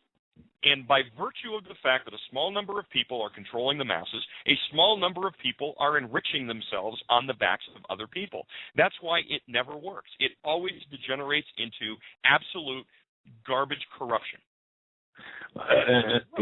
And that kind of goes with a comment that I just received from Marcus in Chattanooga, Tennessee. Thanks for listening, by the way. Asking the question, how is it possible that with over 300 million Americans, we are held captive by less than 1,000 elected officials? I mean, really, we've got them outnumbered.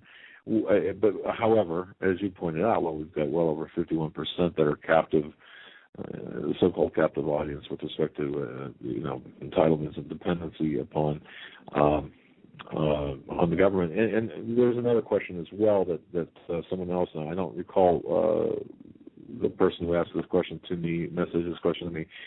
What do you see? What role do you see government dependency playing in the gun confiscation? Is there I absolutely think that dependency is going to be used as a manipulative tool. When you look at, it's going to seem like I'm digressing here, but there's actually a point. When you look at the supply line chains in this country, okay, we have public supermarkets down here in South Florida. Public supermarkets down here don't have warehouses attached to them. I just turned 39. when I was, 11, 12, not 11, but probably 12 or 13, I worked as a bag boy and a stock boy in my local supermarket. The truck would come once a week. We had a week to a week and a half worth of food sitting in a warehouse that was attached to the grocery store. Today we don't have that because the trucks, because of the advances in technology and logistics, make it possible so that way there every single day the truck comes in and delivers to the grocery store what it is that we need. Okay? Well, that's wonderful. But what happens if those supply chains go down? Now suddenly food and water and medical supplies get rationed. Do you mean to tell me that rationing wouldn't be used as a tool to reward those who go along with the program and to punish those who decide, for whatever moral or religious or ethical reason, I'm going to stand my ground? Okay? The people who are responsible for FEMA or any other type of government agency who's responsible for distributing the rations are going to say, that's really cute, that whole little Constitution thing that y'all like to do. But here's the thing. You want your kids to eat tonight? Give up the guns. Yeah. And it's a lot easier for me to say that because I'm a single guy. I've got a dog and a fiance. I don't have children. Okay, but I think, and I have a good friend of mine, Jason Palmer, who is the Florida law enforcement liaison for Oath Keepers in the state, and he's going to be on my show next week as well too, in addition to Sheriff Mack. And he and I were talking about this, and he's a law enforcement officer. He's a deputy sheriff. He's also an Oath Keeper, and he's the law enforcement liaison for the state of Florida Oath Keepers. And we talked about this, and he brings up a very interesting point, and he says, it's different for you, Keith, because you don't have kids. I have kids. So now I have to think about my children not eating. I have to think about my children being without a father. And, that's a really tough place for me to be. And I believe in the end, Jason's a good, solid guy. I would trust him with my life, and I think that he would make ultimately the right decision. But somebody who doesn't have a grasp on constitutional issues, on moral issues, on ethical issues, think about the position that puts somebody like that in. That's huge. Because now I have to make a decision. Do I stand my ground, or do I stand my ground and sacrifice my children, or do I sacrifice everything that I hold dear in an interest of self-preservation? And, this is where I bring up the issue of people sitting, the keyboard warriors, and sitting behind my keyboard, and I'm typing, man, you can have my gun when you pry it from my cold, dead hand. That's really easy to say because there's nothing real on the line. But are you willing to take that hardline approach when you see a SWAT team forming in your driveway, and they're about to kick your door in and take your guns? You got a choice. You engage them, you die. You acquiesce, maybe you're allowed to do whatever it is, but you keep your life. What are you going to choose? That's something that I believe everybody needs to ask their creator. Keith, if we can we sneak in one more phone call? Yeah, sure. All right, we got Don on hold. Don, you're live on the Hagmann and Hagmann Report with Keith Hansen. Hi, Doug. Hello, everybody. I got an alert from my actforamerica.org. I belong to. Supposedly, Iran has planted 5 to 10 years people in this country. I don't know what you call those when you plant people. There's a name for that. You guys probably know it. Sleepers, thank you. Yes. And it has to do with, I think the way I read the article, it has to do with if we don't lift our sanctions or if we press on, if we press on them too much, something to do with the March deadline, they will activate their sleepers or they're threatening to. Also, another question I have for the guest is they've tried all their different, as he said earlier, types of socialism, communism, well, same thing. And in this particular case, with Islam being a factor, one of the things they've never had before is a religious type of communism. And for all intents and purposes, I view Islam as communism with religion. I wonder if he could address that, because when they're taking all these guns from everybody, nobody's ever mentioned those, I don't know if you knew about the different, it's called Americas or something, or they're Islamic, they're little groups. These guy has been buying up these little pieces of land, and they shoot out there. I mean, the one in New York. Yeah, Don, I published a report that was actually cited by the Regional Institute of I can't remember the government publication, but it's called The Muslims of America It's headed by Sheikh Mubarak Ali Jalani. If you search that on my site, you can find the religious statement that he has against me personally. I'm so sorry. So sorry right. about that. No, I'll read your article. I would like to address that issue because I don't know if anybody's ever looked at that aspect of it or if they're just there to be the Hegelian dialectic thing. I'll go now and you can answer it when I'm off. Thank you very much for taking my call. God bless. Yes, thank you. Thanks. God bless. Yeah, Keith, the Muslim component to this, the porous open borders, potential sleepers in this country, you see this playing out at all, or I mean, I think it's definitely a contributing factor. I mean, listen to it. I mean, when we look at the complexity of the undermining of this country, I mean, it's coming in all angles. Okay, so we get divided. We get divided socially. We get divided politically. We have our borders. We have this influx of illegal Mexicans. We have this influx of Muslims that are coming into this country. I mean, listen, it's like you're in a rowboat and you've got a little hole in your rowboat. Okay, you can plug that and you can probably continue on your journey quite happy. But when you've got 50 holes in your rowboat, no matter how much you try to plug, no matter how much you try to bail, ultimately your fate is sealed. You're taking on water faster than you can get it, and it's not because the water's coming in so quickly. It's because there's so many breaches in the hull of your boat that you can't keep up with them all. That's where we're at. This is a concerted effort to destroy this country, okay? Whether it's through the allowing, terrorists and people from nations that engage in state-sponsored terrorism to come into this country. Perhaps that's a part of it. You talk about communism under Islam. Well, I mean that's basically what Sharia law is about. It's a religious communism, for lack of a better term. Exactly. So I mean it's a concerted effort. The bottom line. It doesn't fare well for this country. As far as we're talking about, you were talking earlier about Iran and Ahmadinejad. Okay, the best thing that we could ever, first of all, screw that little worm. That guy's on the United Nations panel about women's rights. Are you kidding me? All right, what we need to do is we need a leader who's actually got a pair and a spine, who's going to go over there and say, if you're going to behave like this, we're going to turn you into a glowing slag heap. And we're going to turn you into an example. And then everybody else who's over there in the Middle East, look at what we did to these people. You want to screw with our citizens? You want to screw with our embassies? You want to screw with our political officials? We're going to do the same thing to you. Because there's only one thing, Doug, and I talked about this during your firearms class. There's only one thing that a criminal, there's only one thing that a terrorist, and there's only one thing that a tyrant understands, and that is brute force.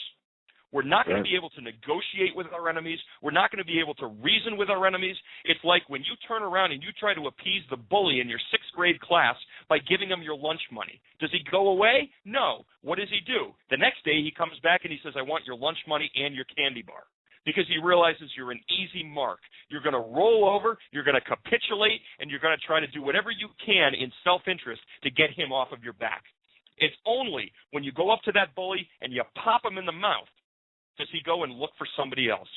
So why don't we start doing with these state-sponsored terrorism countries over in the Middle East?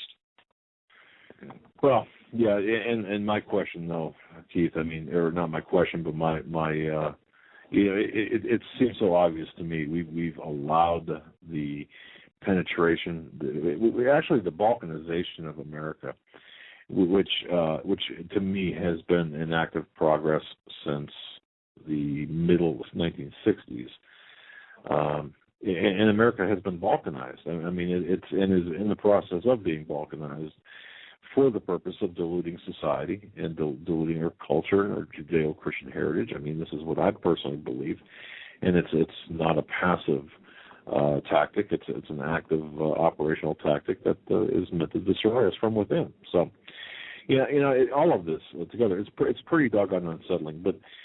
In the waiting moments here before the bottom of the hour, Keith, any closing thoughts before we cut you loose? Where do you see this going? I mean, any words of wisdom, advice hope, whatever. I mean, the floor is yours. One thing. Are we under the gun here, or can I take a little bit? No. You got time. You got some time. Okay. Go ahead. All right. What I did want to talk to is I wanted to talk about what I brought up right before the break, which is the more that we protest, we validate. I talked about this on my show before, and I think I might have actually brought it up on your show too, Doug. But you got to remember one thing. When people are talking about we got to write our senators, we got to write our congressmen, we got to let them know that that we resist and we don't want a gun ban. And of course, I ask, well, how well did that play out during the Obamacare? Right. You got to remember that Obama is a narcissist. I mean, he is a DSM-4 clinically diagnosed, self-aggrandizing, narcissistic personality disorder sufferer. Okay? This guy can do no wrong. His flatulence has no odor. He is so much better than everybody else. Okay? All you need to do is just ask him, but also ask the people around him. And I don't know if it was Valerie Jarrett. Somebody said that, Barack Obama is so smart, he's so intelligent that the vast majority of people just can't understand his brilliance. Okay? Well, you know what? Don't insult me like that. The point being is that Obama and his handlers, Obama and his administration, they view the American people the same way that a parent would view a 5-year-old child throwing a temper tantrum. Okay? Again, it's all about perspective. When Obama and Biden were saying we're better off now than we were 4 years ago, and average intelligent people say, how the hell could you possibly say that? Look at the state that our country is in. Do you really mean that? Yes, they do really mean that. And here's why. You've got to look at it from their perspective. Their perspective is, we don't want a country built upon free market, capitalistic, constitutional concepts. We want a European-styled socialist system where we have a ruling class and then we have a worker class that are indentured servitude towards the ruling class. That's what we want. If you look at it from that perspective, suddenly now it's easy to understand how they could make such a hubristic statement as we're better off than we were 4 years ago. Because in their eyes, we're closer to a European socialist-style system than we've ever been in the country. So yes, we are better off than we were 4 years ago. Again, how could the Obama administration possibly not understand how absolutely infuriated the people are about Obamacare or about a gun control issue? Because, again, you're not looking at it from the proper perspective. Look at the American people as a 5-year-old child throwing a temper tantrum. Look at the Obama administration as the wise, omnipotent parent. That's how you have to look at it, and then it's easy to understand. Would you, as a parent, acquiesce? Doug and Joe, I'm going to pick on you here for a second, okay? Joe, you ever throw a temper tantrum when you were a kid? Absolutely, many.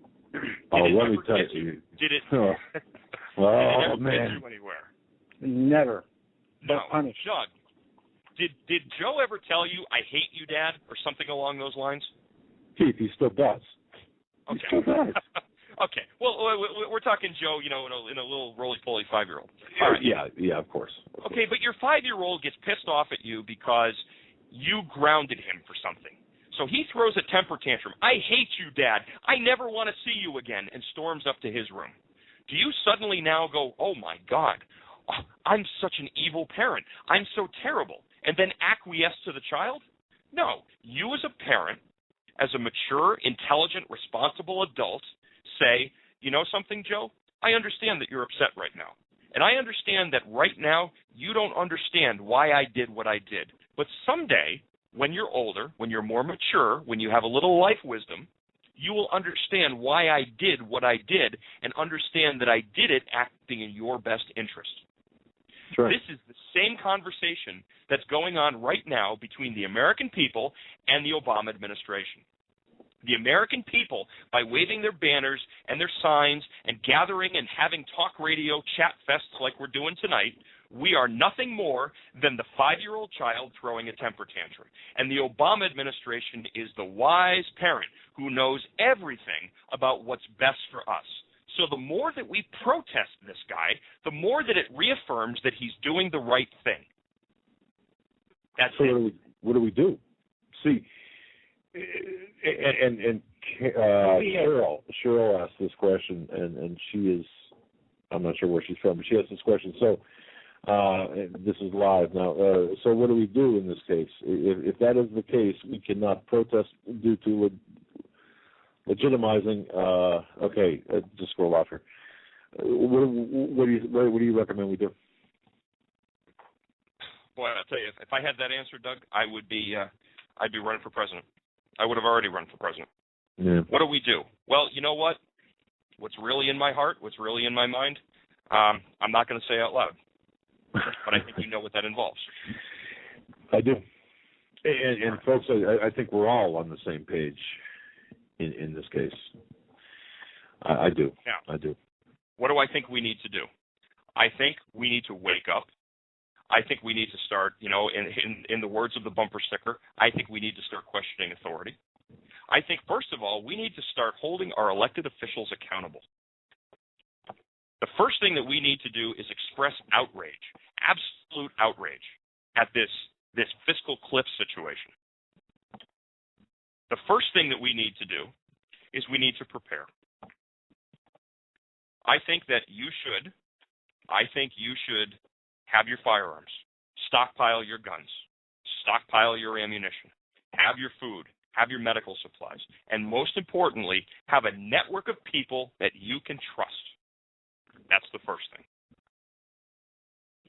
The second thing, I think you need to keep your ears to the ground. And again, there's certain things I want to say. I can't say them.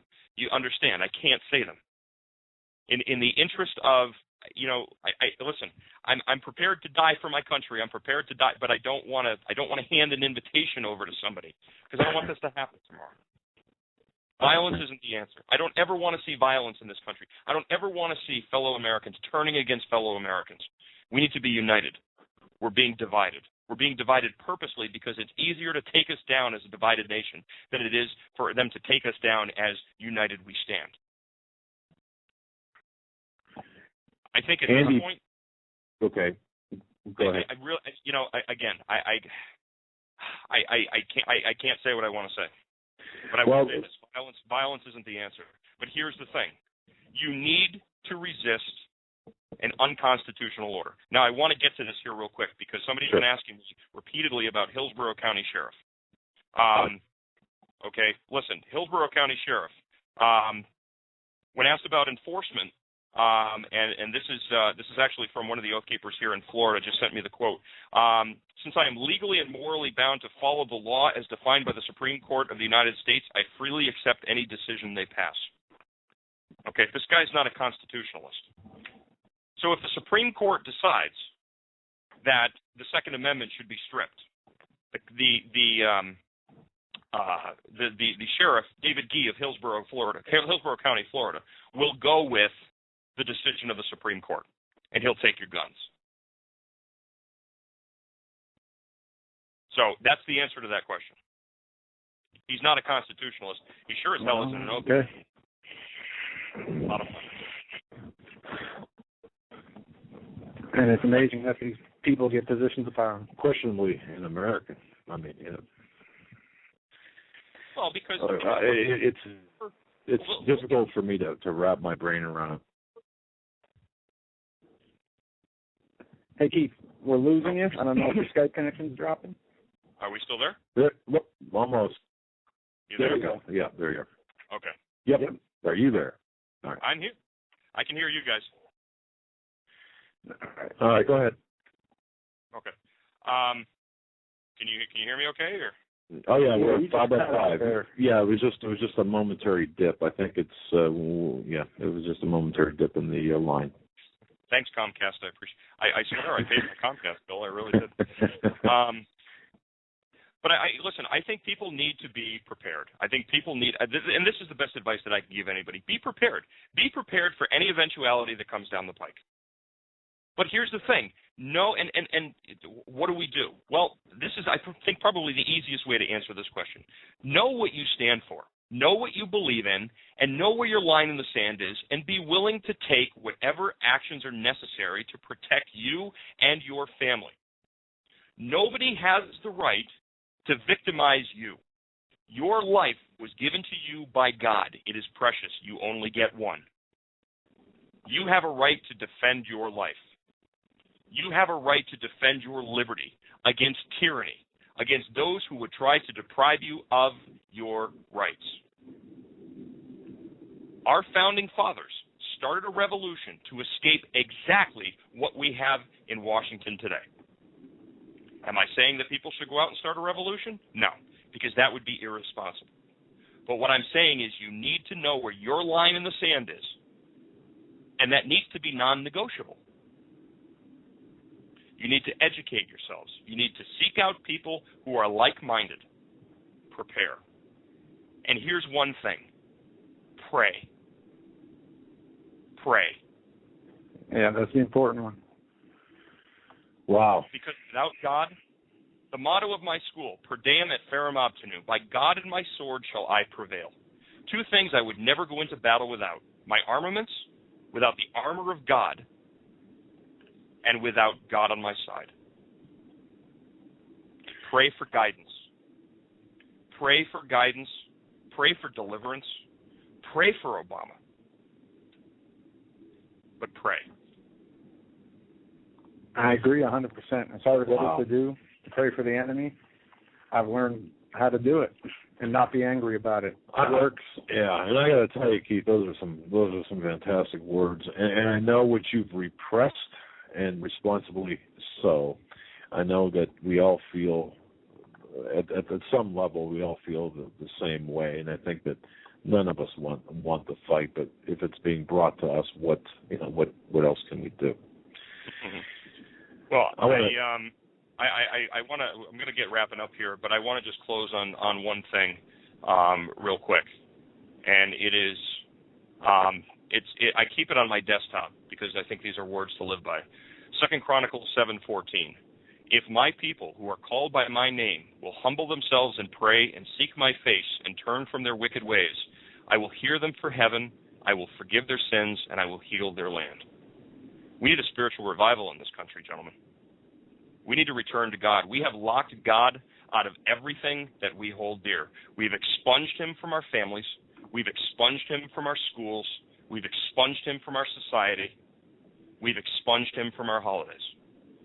We need to bring him back in, because only with the power of God, with the righteousness of God, will we be able to right this course. Without it, folks, you know exactly what the outcome is going to be. We are going to go the way of every other society that has ever risen and then fallen off the map. Amen, brother. Amen, brother. I'll tell you what, I want to thank you for your generous time. You've stayed longer than you agreed to, and I want to thank you for that. People are sending me thank you emails to pass along to you. It's been wonderful. It's been phenomenal, and I just want to say thank you, Keith, my friend. Until next time, God bless you, and you just stay safe, my brother. Well, thank you, Joe, Doug, both of you guys. Thank you very much for having me on, especially for the first show of the 2013 year. I really appreciate it. And to all your listeners out there, guys, just keep praying, keep the faith. Do what you got to do. Your line in the sand and your prayers, and hopefully we'll see this thing through. Indeed, we will. All right, God bless you, my friend. We'll talk soon. Thank you, Keith. All right. Thank you. Have a great night, guys. God bless everybody. Good night. Folks, that was Keith Hansen, and I would urge everyone to go to HomelandSecurityUS.com and look, like his Facebook page. I don't know why I have a thing for that. And you know what? It's because I get a lot of information off that, I think. I don't know, but it's Keith Hansen's Facebook page. Go ahead and click on like. Yeah, also, if you're on Facebook, go to the Hagmann and Hagmann Report. We have our Facebook page there, also Team K9. I want to say with Keith, that was one of the best interviews I think I've ever heard him do. Not listening, to all his shows, but with him on our show or us on his show or you on his show, that was great. I mean, he was really, he made a lot of excellent points. You've got to know the guy. I mean, when you meet him and you look in his eyes and you talk with him for a little bit, and you just talk like a couple of guys, there's something that comes across. There's a genuineness about him that comes across, that he's not somebody that puts on airs. He's just a normal guy like us, and he's a God-fearing man, and he is a Christian, and we do get angry. Yeah, and it does. But I got to tell you something. He's a guy that knows what he's talking about in terms of guns, gun ownership, gun possession, gun. He knows gun law. I mean, when we took the class from him, I learned so much. I didn't think I knew a lot, but he taught me. I mean, there was nothing I knew that when I went there. Everything he showed us was new to me, and from the tactics of walking around with a gun, the safety, how to figure out the applications. I mean, think about the grip, or the fact that every bullet's got the name of an attorney on it. No, but I mean, it was a great class. Yeah. He knows what he's talking about when it comes to guns. And I think it was Jay in Iowa. Certainly, go ahead and email Keith Hansen. You just go to HomelandSecurityGuys.com, click on the link to the Keith Hansen show page. It's all up there, and for 2013. And what a good way to start 2013. But folks, let me pose this question to the listeners: did you think, really, maybe in May 2012, did you really think we'd be having this conversation as a first show of 2013? I didn't know about the first show in 2013, but I figured something would have happened by now that would either be some kind of a false flag. They were going to move on the economy. I knew that much. With Obama getting reelected, I know they're going to move to destroy the rest of this economy and move toward international law, whether that takes on guns, whether that takes on new money exchange, whether it takes on new laws. It's going to happen. And it's not about gun control. It is about total control. And if I can say one thing, ladies and gentlemen, and please bear with me, because people, all of us, we grow at different levels, and we become aware at different times.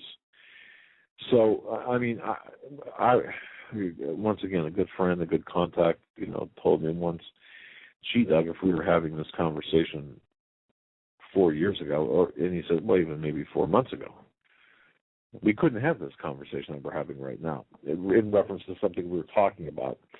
That if I would come out right out now and blurt out what we were talking about, it would seem like I should be, carted off to the butterfly net. But that said, when Don and I talked about the sleepers in this country and about Iran, I just want to say this. Folks, understand that the globalists are funding both sides of the war. Of course. There's controlled opposition media in this country. Well, I mean, both sides. Alternative media. Right. You have the mainstream media and their controlled opposition, which is all mainstream. Then you have the alternative media, but you do have the wolves in sheep's clothing in the alternative media. Yes, that's correct. Yes, and that's the controlled opposition in the media. And you wrote a great write-up on the media deception. I wrote that at 4:00 this morning. Well, you're talking about this last one? When I think so. Yeah, I wrote that at 4:00 this morning. I couldn't sleep. I've been just getting up at. I was up at 2 and up at 4, and not that you need to know my sleep schedule, but. Perhaps the most formidable obstacle to overcome and to assist others to realize is that we are constantly and deliberately being lied to by the corporate media and all of its forms. Right. The syndicated media, journalists, commentators, panel members of news programs, and others whose faces and voices you commonly hear and recognize exist because they are permitted to exist, regardless of their political affiliation.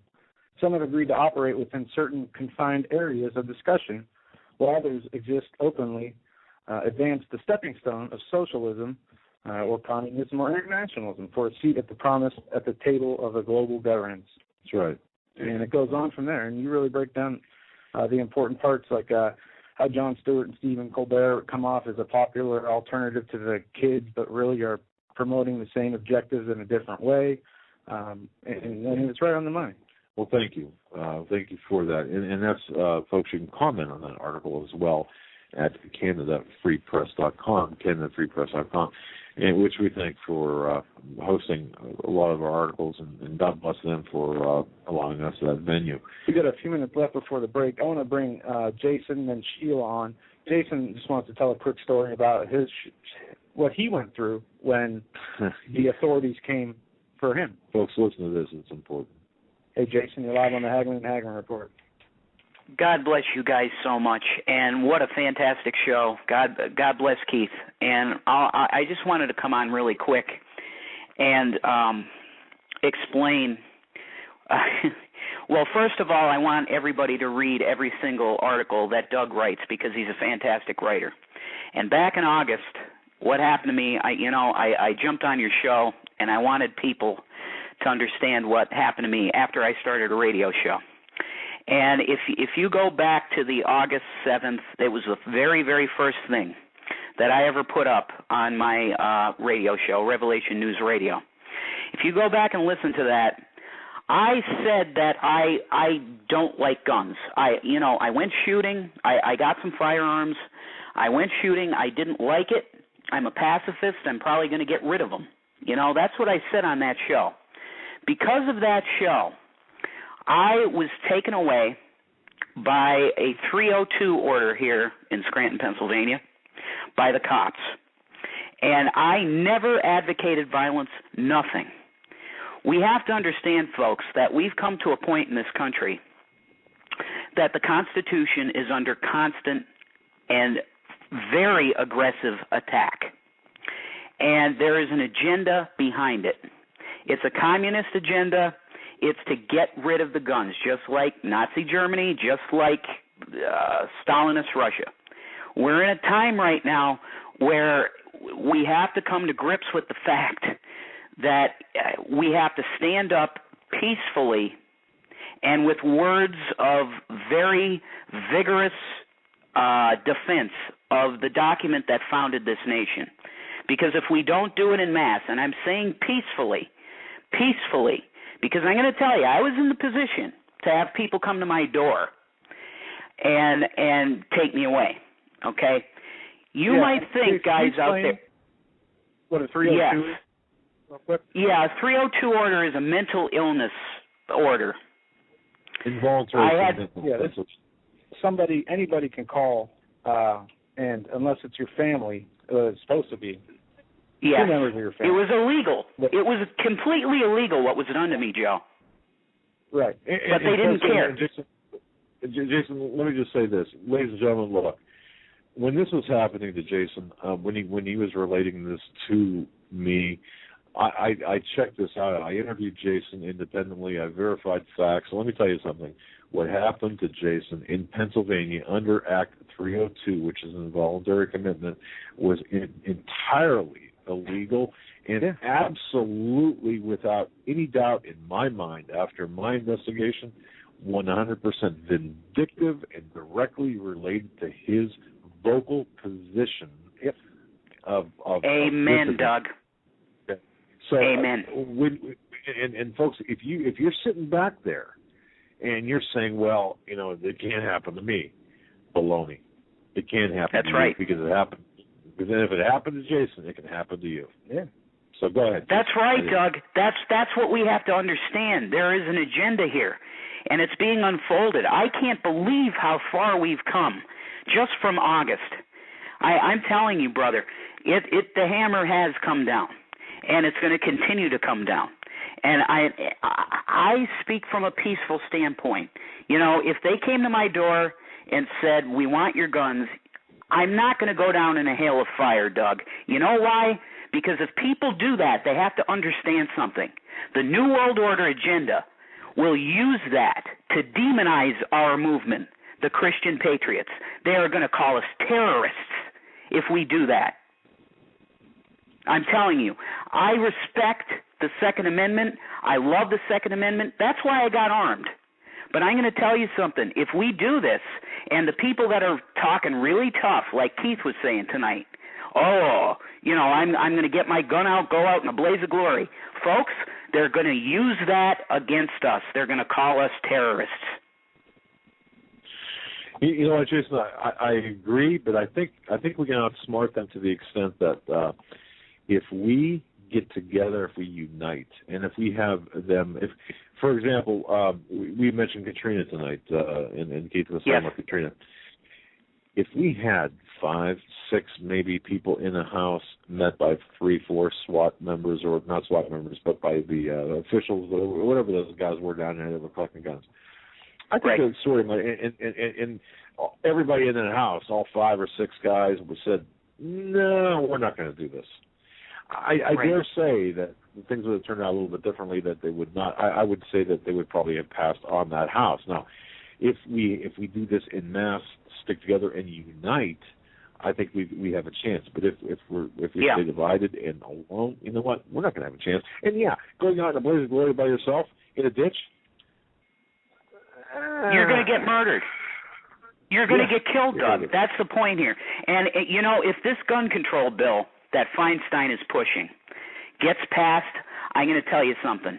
What we need to do is peacefully, all of us, I don't care where you are, if you're in California and you support the Constitution, you got to go to D.C. We all have to go to D.C. and march peacefully with signs and say, we know what you're doing. We know that you are systematically, through United Nations orders, usurping the Constitution and destroying it by design. If we do that, then I think maybe Congress might consider that all of them won't have a job if they continue to do what they're doing.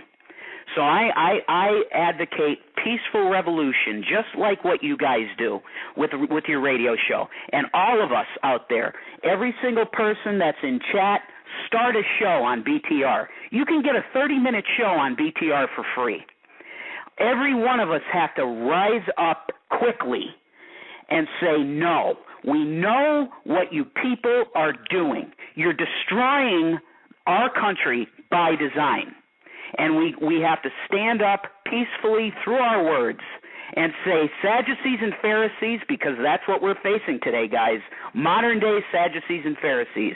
You are whited sepulchres. On the outside, you confess and you seem so righteous, but on the inside, you're dead bones. And that's what I have to say tonight to you fellas. God bless you, Doug and Joe. I'm going to let somebody else come on. God bless your show. I pray that the Lord Jesus Christ bless it, and people donate.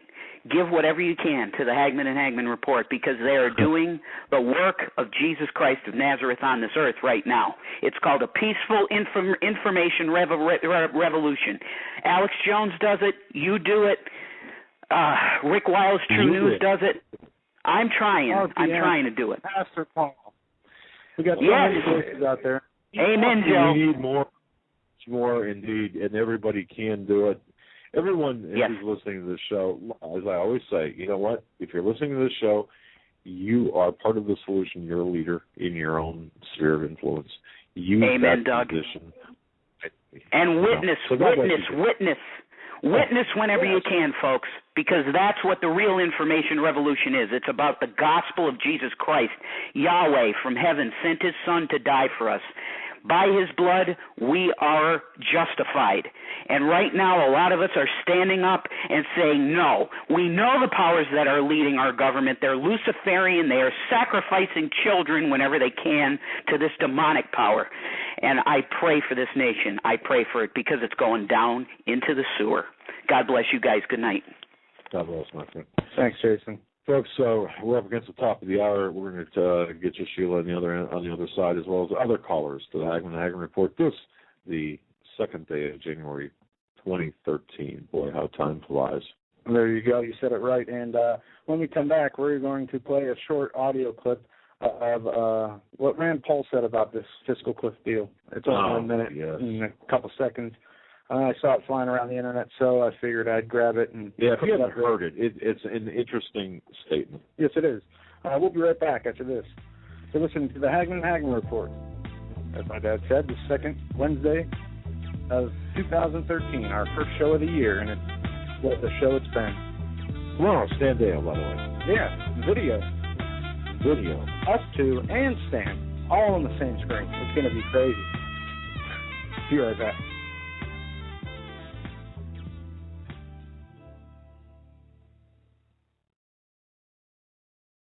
Survival of the fittest. In any and all situations, survival is your number one priority. That requires being tough and thinking smart. And the folks at Freeze Dry Guy are going to help you do just that. They have the long-range patrol ration entrees, what they call the Brick Pack. When you're in survival mode, it is absolutely the best item for your survival pack or bug-out bag. You can go farther, faster, and carry more food with the LRP cold weather ration entrees. Not only do these long-lasting, durable entrees help sustain you or your family through the harshest environment or situation, they are by far the most delicious of their kind. No contest. With a variety of tasty entrees, you can't beat the LRP Brick Packs. Let Freeze Dry Guy help you in your survival situations. Go to freezedryguy.com. That's freezedryguy.com or call 866-404-3663. That's 866-404-FOOD. If you're stumped, you don't know what kind of gift to give to a friend or a loved one, I'm telling you, you must go to 4physics.com. That's the numeral 4, PHYSICS.com. This is your one-stop shopping palace. That's the only way I can put it. I could spend easily an hour on this website. Innovative, fun, educational. There are games, books, weather instruments, unique time-telling devices, jewelry, optical devices, laboratory equipment. Let me give you an example. We all know we can tell time with a sundial. You've seen those advertised. Did you know that you could tell time by the stars?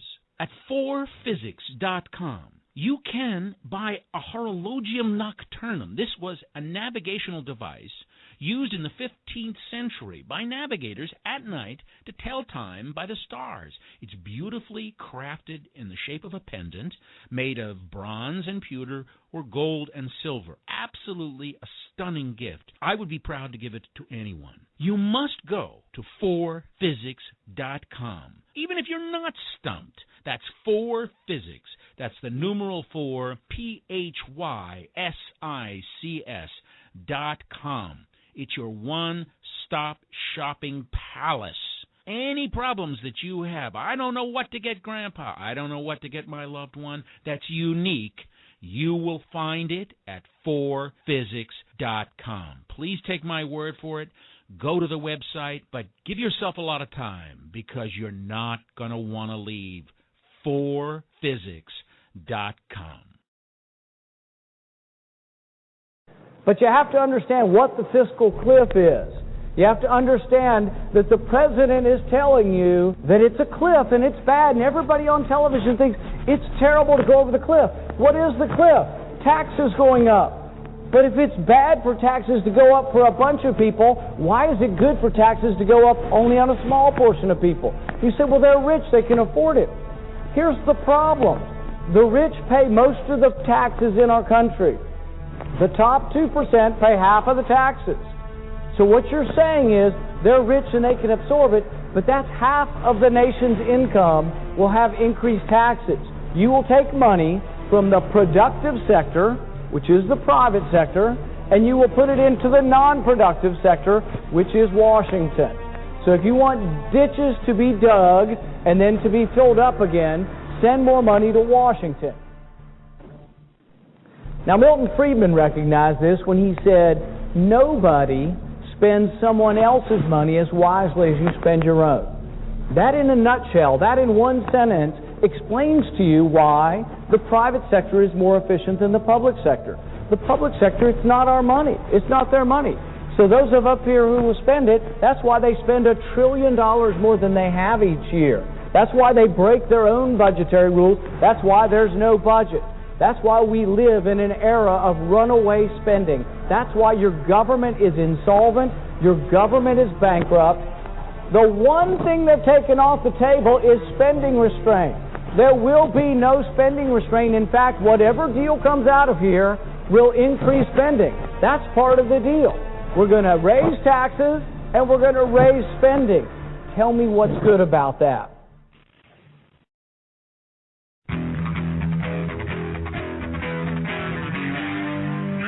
Doug Hagmann. One guy that doesn't need a bullhorn to get your attention. You want answers. I want the truth. You can't handle the truth.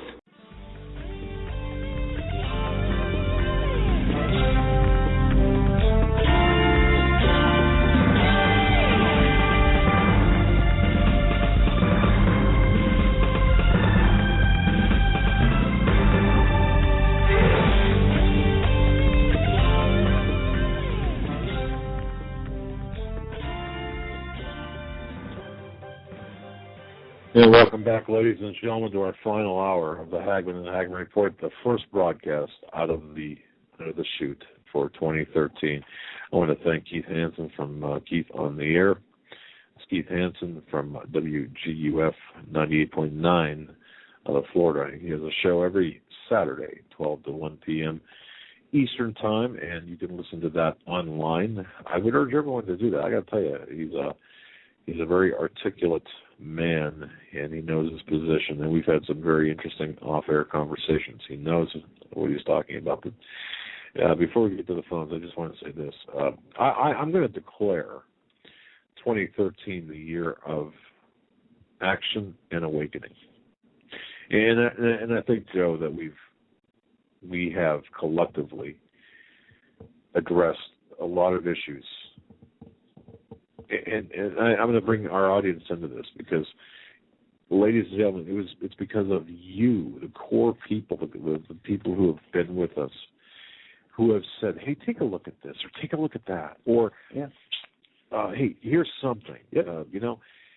You've educated us to such a great extent. We hope that we've been able to pass the same along to you, to where you, when you invest 3 hours with us, you get something out of it. And I know we had Keith on for an extended period of time tonight, so I'm not going to be able to get to these tonight or tomorrow, but we got so many wonderful Christmas responses and New Year's responses, and I did want to read some of those on the air and address some people. I just want to thank everybody, whether it was on Facebook, whether it's text message, email, God bless you guys. It is so wonderful to see the family that is here. But what we hope to offer is this.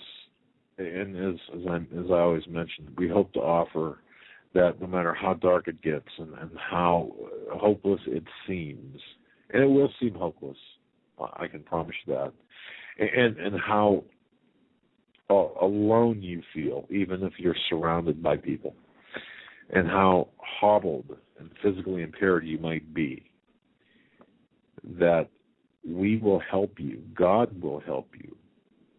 And I know that you will find that inner strength through your spiritual connection, your belief in God. I have some scripture and some questions about that later if we have time to get into it, but we should take some calls. Let's go back to the phones. All right, we're going to go to Sheila. You've been on hold for a long time. We appreciate it. We're going to you first. You're live on the Hagmann and Hagmann Report. Hi, guys. Good show. Thanks, Sheila. Sorry we couldn't get you on earlier. Oh, no, don't apologize. It's been good listening. I read your article today, Doug, and to answer your question you just asked before we went to break, did you think we was ever going to have this conversation, I'd say 6 months ago? No. But after I got done reading your article, I went on, and in fact I got my son Matt in here, and I went on and I signed that petition with the National Rifle Association. So that was the first thing I did today. And I'm going to send them money to help them do what they need to do. That's my way of helping them. What do you...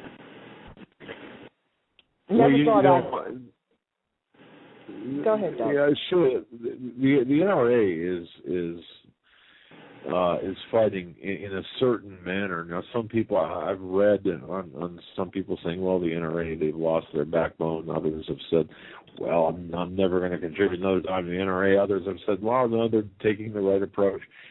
You know, we are in so much uncharted territory right now. As Keith said, they're labeled as, you know, one of the most terrorist. No, that's the Oath Keepers. Oh, the Oath Keepers. Yeah. Okay. Well, the NRA was labeled as what? Like a Ku Klux Klan earlier? Well, yeah.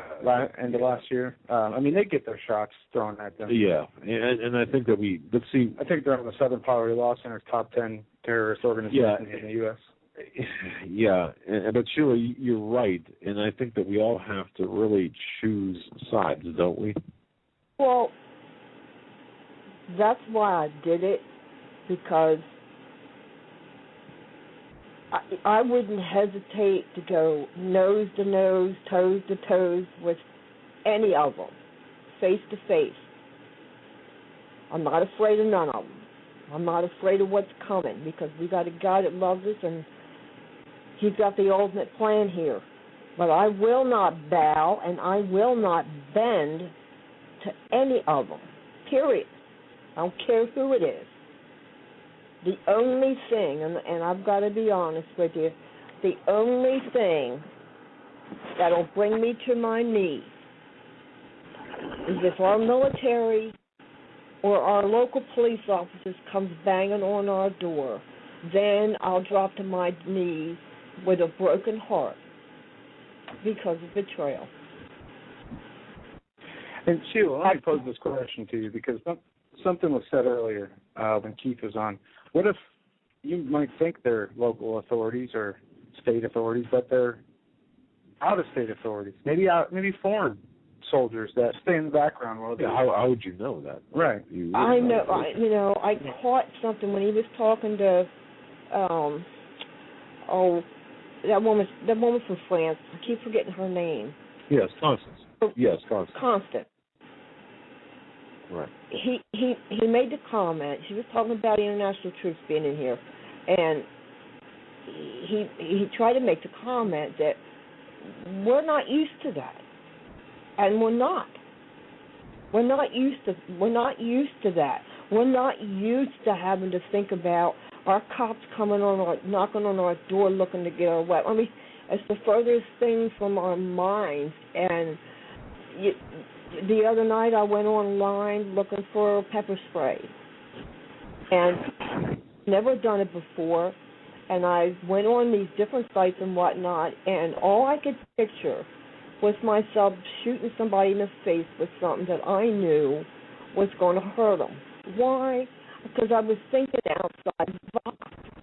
It's difficult to wrap never think about. Hey, Sheila? You're cutting out a little bit. A lot, actually. It sounds like we're losing you. Come on back. You can do it.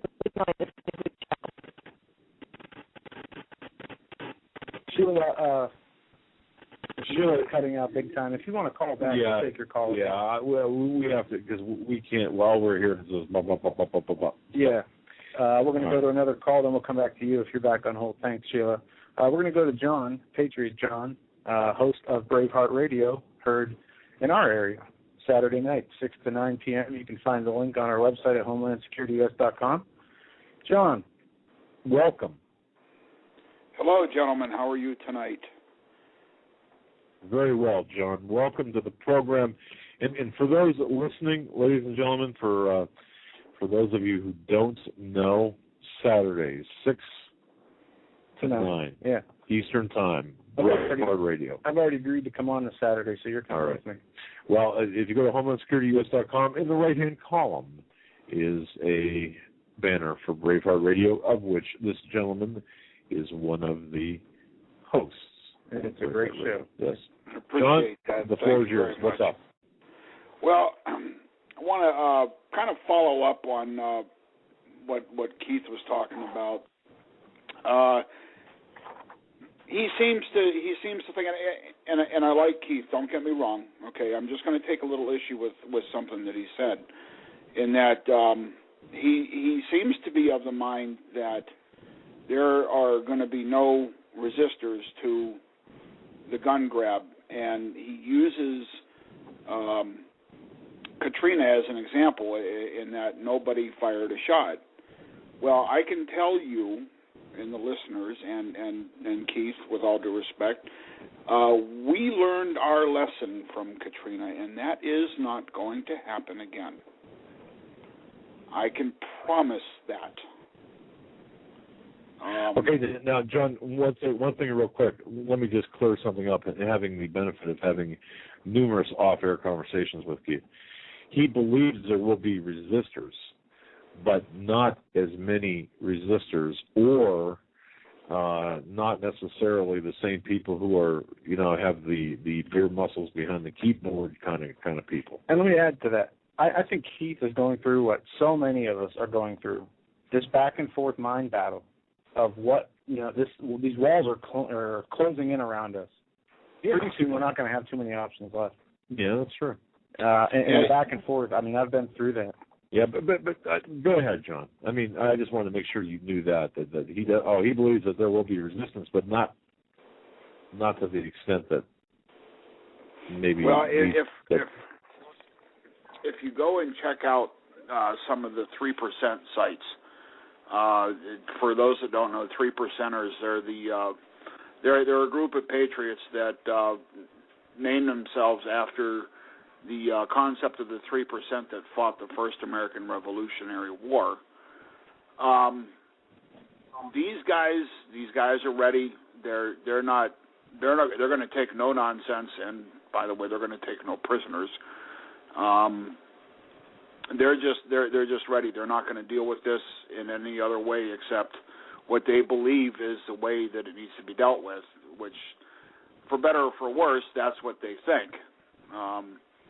And that is, those opinions aren't necessarily shared by me and my cohorts, but I think the level of resistance is going to be, in a word, extreme. Honestly.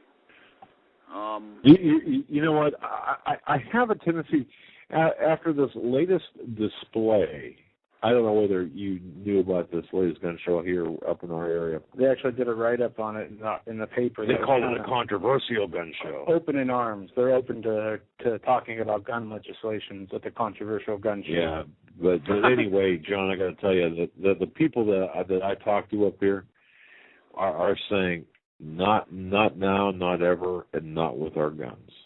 Yeah. So there you have it. And that's basically the same thing I'm getting. And I was at the gun show this weekend. I went Saturday. Doug, I sent you an email. I don't know if you got it or got a chance to look at it.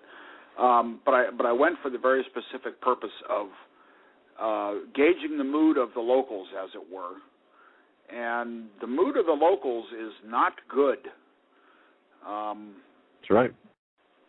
The people in our area. And there were many more that were at the show that were not from our area. They traveled a great distance to come here. Resigned, I think, is a fair word to use. Resigned to the task at hand, and right. whatever that may entail. In other words, whatever's necessary. We're going to do it. So I got a question, John. We talked earlier before the show just about the the Revolutionary War, the differences between then and now. What about these huge, deadly, unconventional weapons our military, the New World Order, has control of? How can we fight those? How can we fight, Reaper drones? How can we fight these heat-seeking technologies and the whole nine that they have? I don't know. I honestly don't have a good answer for that yet. I'm working on it. I've been talking to a few people that. Go ahead. Let me just chime in here, okay? Because if you watch the old war movies on television, and I know war is nothing like television, but to me, if you can gain control over your enemy's one weapon of your enemy, and then two, then four, then six, pretty soon you can grab You might be able to grab a larger, more formidable weapon, and then use that to grab another one, and then build from there. So a pistol or even a bayonet, and I'm saying this in theory, could be used to expand your own personal arsenal if that ever became necessary. So I wouldn't discount that. The weapons of war, as it were, are going to be plentiful, and that's all I'm going to say about that. But I think everybody can get the gist of what I'm saying. As far as battling the high tech stuff, I mean, let's face it, we're not going to outrun a drone. We're not. The only thing we can hope to do is find a way to bring them down. And there's some people out there that are technologically savvy that are probably working on that very problem as we speak.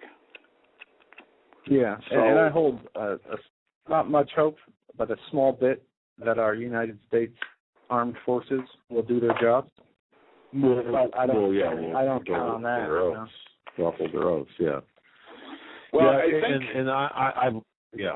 Go ahead, Jim. About the armed forces and the National Guard and local and state law enforcement, I gotta believe that their reaction to anything hitting the fan is going to be, screw the badge, I'm going home to protect my family, which makes them an indirect ally of ours. Right. But what were you going to say, Doug? Go ahead. Well, it's kind of on that same line, too, though. Let's go with that thought. I do believe in the moral consciousness of people, some people, not all people, but some people. And I believe that there's perhaps more rhetoric on the other side than there is. Okay, you mentioned you attended the gun show this weekend. One thing you said, and I felt the same thing, this quiet but resolute, I guess quiet would be the key word, resolute another key word, versus the boisterous, we're coming after your guns, leftist progressive mindset, where they say, well, you only have, your gun is just, you're compensating for your lack of male you know what I'm talking about, okay? Without being gross or Right, no, so people say that. Yeah, so I guess what I'm saying is there's rhetoric on both sides, but there's also this quiet, resolute, boy, I really don't want to be here kind of attitude. But if you bring the battle to me, I'm not going to back down. And that's on the part of the exactly it. That is exactly it. You've said it perfectly. The left, the libs, the progressives, the communists, whatever you want to call them, I call them just the enemy. They're jumping up and down and parading their intentions in front of all of us. And those of us that are the target are being quiet. We're laying low. We're finishing up our preps, and we are stealing our resolve. And just like you said, well, John, we don't want this. If you're going to bring it to us, bring it.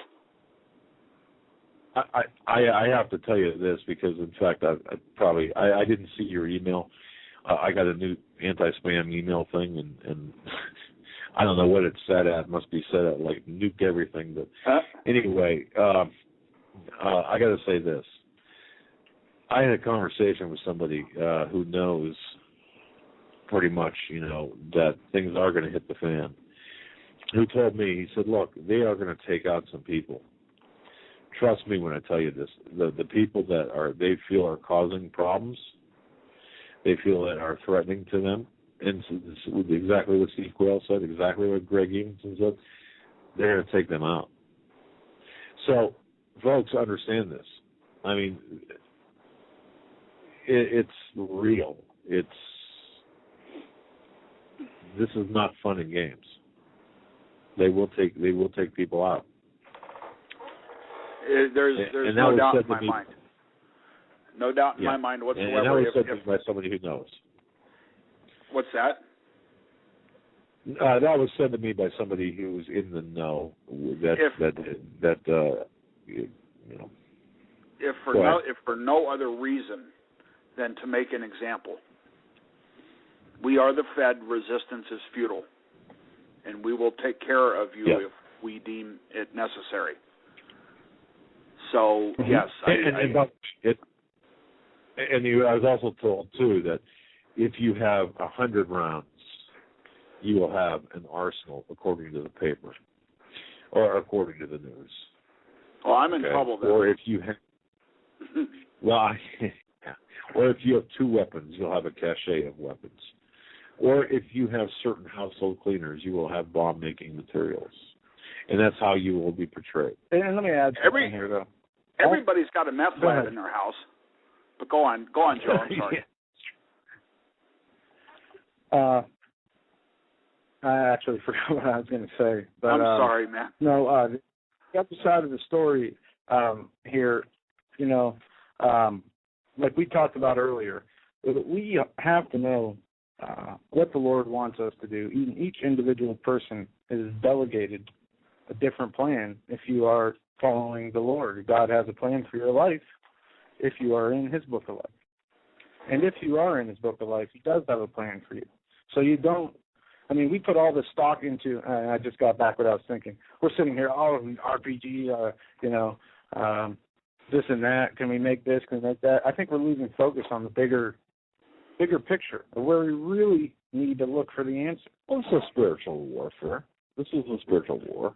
Right. But, for those tuning into tonight's show, maybe for the first time, we haven't really got into that part. But I don't want to take away from John's time. Right. Go ahead. Yeah, John. So what are we thinking here? What are your thoughts now on this day, the first full work day, so to speak, of 2013?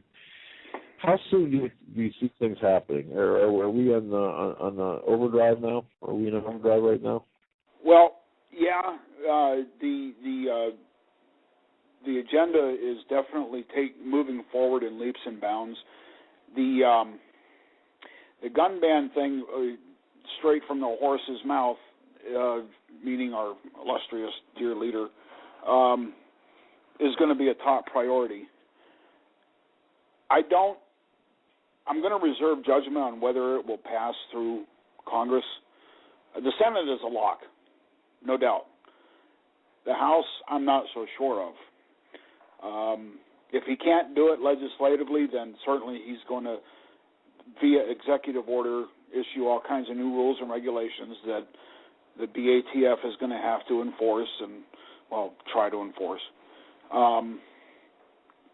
But there's another angle that I just discovered yesterday, I think it was, and on the possibility that I didn't think of, and maybe no one else has. I read in a blog post that there's a possibility that the Republicans in the House will allow the legislation in some form to go through in order to gain political capital for 2014. If that is the case, this particular blogger, he's going to go dark and he's going to take action. You draw your own conclusions as to what that means. But there is that possibility. Well, I think we can read between the lines there, but once again, I think that people are thinking within that Boston normalcy bias. I frankly, I don't see, John, where we've got I can't even see at this point where we can even cite political parties at this point. It's not Republican versus Democrat. It's not even conservative versus progressive. It's survivalist versus those people who want to take us over, kill us, and turn our country. Well, to put it very simply, and to bolster your point, it's us versus them. Yeah, exactly. Yeah, and it's as it is in heaven. It is. I mean, as it is above, so it is on earth. In other words, to me, there's a war, spiritual war going on, as well as this mortal terrestrial war taking place as well. And I think we've got to realize that too. So. But we're right where we're supposed to be, I believe. Everyone listening, we're right where we're supposed to be. We have to play our positions. We have to play them well. We have to do what we've been appointed to do, been selected to do. And we got to man up. We got to live up to exactly what we're supposed to be doing right now. And whether it's hosting a talk show or carrying the water, or anything else. And I wholeheartedly agree. And I feel that I feel I am exactly where I need to be and doing the things that I need to be doing. Sure. It's very a little bit scary in that I've never felt such a strong sense of purpose in my entire 45 years as I do right now, and I have for the last couple of years. I really believe I am where I need to be, and I'm doing what I need to be doing, and that only comes from one place, and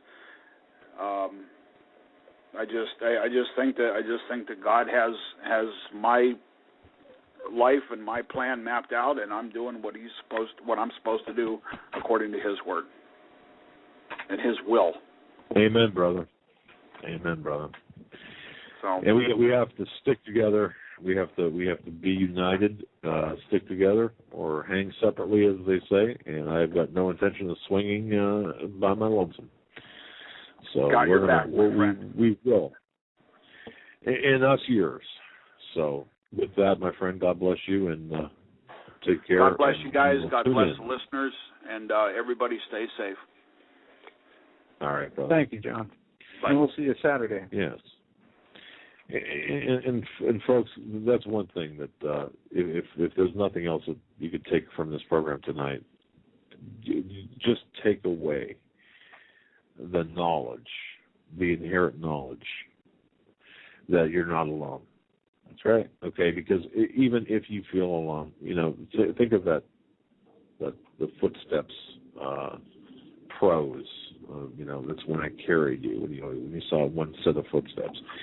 In Mark, chapter 8, we'll start with 33. It says, "But when he had turned about and looked on his disciples, he rebuked Peter, saying, Get thee behind me, Satan, for thou savorest not the things that be of God, but the things that be of men. And when he had called the people unto him with his disciples also, he said unto them, Whosoever will come after me, let him deny himself, and take up his cross and follow me. For whosoever will save his life shall lose it. But whosoever shall lose his life for my sake and for the gospel's sake shall save it. For what shall it profit a man if he shall gain the whole world and lose his own soul? Or what shall a man give in exchange for his soul? Whosoever therefore shall be ashamed of me and of my words in this adulterous and sinful generation, of him shall the Son of Man be ashamed, when he cometh in his glory of his Father with the holy angels." It's a good passage. Very good passage. I just want to add this one more thing. We are fighting a war on a global scale. We are fighting the lies every day. Every time you turn on your television set, every time you hear a politician open their mouth, every time you look at a news article in print, you are looking at something that you've got to discern the truth from. And we intend to help you do that. But the important thing here is to realize that this battle has been planned for so long. And it is a spiritual battle. And we can find many answers within the scriptures. And we need, in our rucksack, we need a Bible, along with any weapon, the weapon of our choice, of our what we have. But we need that. We need the Word of God and the spiritual armor of God to fight this. Because without that, we're not going to do well. And understand that this is a purely good versus evil fight, and they have come prepared. Yes, they have. With that, we're going to go to Michael, who's been patiently waiting on hold. Thanks for waiting. Michael, you're live on the Hagmann and Hagmann Report. What's on your mind tonight? Hey, guys. How you doing again? This has been an awesome show, by the way. Well, thank you. Glad to have you on. Okay, I wanted to address just one thing. This is a very emotionally charged topic.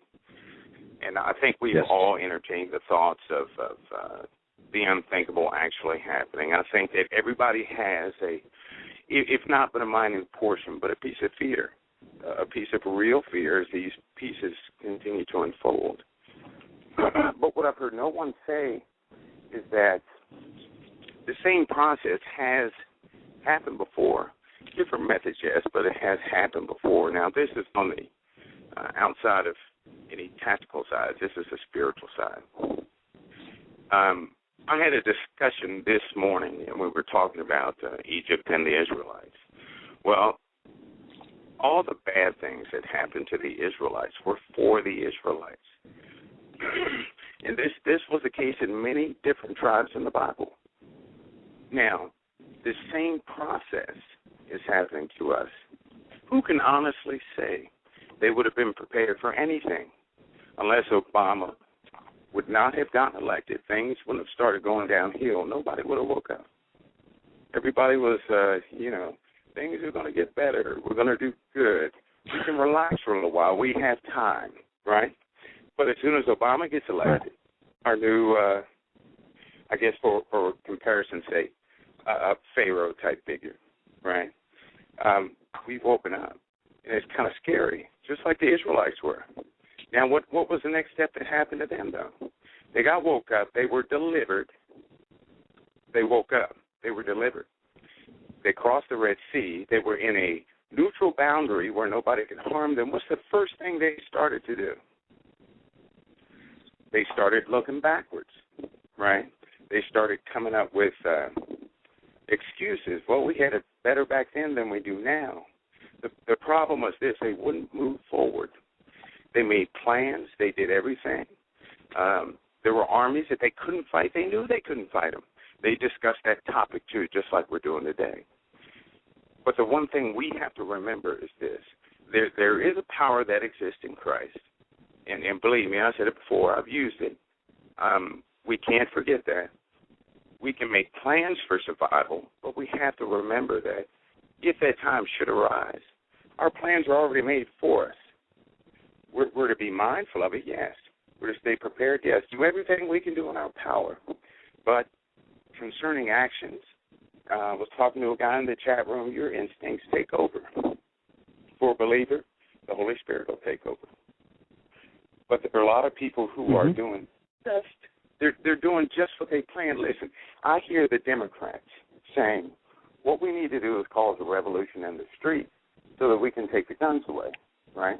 Then you have the other side saying, well, what we need to do is cause a revolution so that we can tell them that taking the guns away are wrong. Now, do you guys really think that's not orchestrated? Oh, very much so. Absolutely orchestrated. Yeah, they have, like you said, contingency plans and contingency plans for those plans for every scenario. Right. So what's your point, though, Mike? I mean, does that mean that because it's orchestrated that we should not fall into that trap, or it's orchestrated that we're going to fall into it regardless, or what are you trying to say here? No, I'm trying to say it's only a trap if we function out of the flesh. If we function within our own mindset, right? Okay. If we function within our own, we can easily forget that. See, first and foremost, this is everybody can tell you that something in their gut changed when this guy was elected. Something in their gut, something is telling every single person something is wrong. And so now it seems like our Father said, "Okay, guys, wake up. Wake up. This is it. This is the real world right here. This is what's about to happen." So I'm trying to prepare you. It's almost like it's starting to drizzle. back in the days of Noah. And some people saw the drizzle, and they said, oh, it's just drizzle. And what did they do? They modified their way of life to accommodate the new drizzle. So it started raining heavier, and what did they do? They continued to modify, but only a few were building and getting inside the ark. But the rest were modifying until they ran out of ground. The dam burst, and then they found out they were dying. That same thing is happening now, but if we get so consumed in emotion and self and anger and all these other things, we get detracted from the real thing that's going on. Because like the one guy you guys were talking about, drones, you can't fight a drone. Who can fight a drone that, 20 miles away and can hit a bedroom if it wants to? Who can do that? Nobody can do that. Mm-hmm. So we have no choice but to depend on another power. We can't do it ourselves this time. And I hate to say it, there's not enough people that are going to stick together to make a decision, because like you said, they're going to fall off. You're going to be left alone standing there. And all I'm saying is we can't forget the spiritual side. That really has to stay first and foremost. And yes, people are angry and everything else, but we cannot feed into self. We can't have these we can't viciously attack our opponent with his own weapons. No, but I think that what I'm hearing, and I think I agree with you 100% on this, is we have to put on the spiritual armor of God, because only God can protect us when we are that outnumbered. And we have to think about, like you brought up with the Israelites, and the going back in time, where there were miracles that happened. And think too, back in the 73 war, when the Egyptian tanks kind of overrun the Israeli position, but didn't, because they saw this mirage of tanks. Well, that had to be a divine intervention. So we will see miracles happen as this whole process unfolds, but only if we are armored or cloaked with the armor of God, I believe. And so I think if I'm hearing you right, that's what we have to trust in the Lord, and as we do, we go about it. So okay, I got you. Yeah, absolutely. Yeah, I think we're on the same page. And then one last tactical point. Now, in the Army War College, when when an enemy is about to be taken out, the very first step is to partition your enemies. You have to segment your enemy. That's step number one. Step number two is take out their leaders without the people knowing. That's step number two. So one by one, leaders get picked off, but the people are not to know this. Not until it gets down to the lower and lower man. Now, when it's down so far that people do notice, well, that's when you send in the ground troops. But I think the phase we're now, a very real phase we're now, is a picking off of leaders. Now, I just can't see a face-off. I don't see that. What I do see is people turning against people. Now, ask yourself this. Why would they expend all that force, right, when they have gauged the reaction of these happenings that have been going on TV, causing a deeper divide? Why would they expend their own energies when people will do it themselves? That's a very good point. That's an extremely good point, because our enemies use the energy very much like martial arts. The opponent uses the other opponent's energy against them, and there you have it. So why not allow for the culling of the herds among the infighting first, soften up the enemy before they can come in. So that, plus what you said as well, taking out certain heads, indeed will be a big part of this. So yeah, and so we have to think asymmetrically. Plus, don't forget as well, and I'll bring this up, the psychological component that we face right now, because we are really right now, this is a pretty heavy topic. This is heavy duty stuff to talk about. Oh yeah. I mean, wow, man. You know. So the normal mental wear and tear, if you will, that this brings, and the angst. Well, look, we can replace that by our belief in God, and God's got a plan for us. So I think you're spot on in everything you said. Yeah, that's it, guys. That's our trust and our faith. Just like your son read that scripture, it's a very important scripture. And it's going to come down to a choice, or we're going to do it the way it was already established for us to. If we work within the way we're designed to work, we'll be good. If we deviate, we're Satan's fish bait, basically.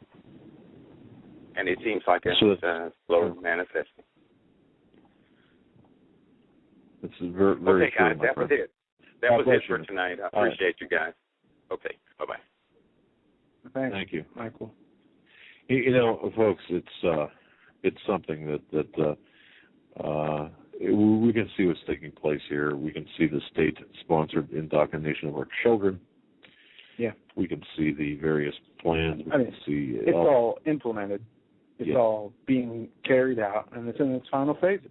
Yeah. I mean, how many years, how many people, how many more graduating high school classes can be, sold the idea of globalism and communism and capitalism doesn't work? As we see now, the tables have shifted to where the majority of Democrats believe in communism and socialism. Well, yeah, everything's shifted so far to the left that it's unrecognizable. Right, and some news we didn't get into today.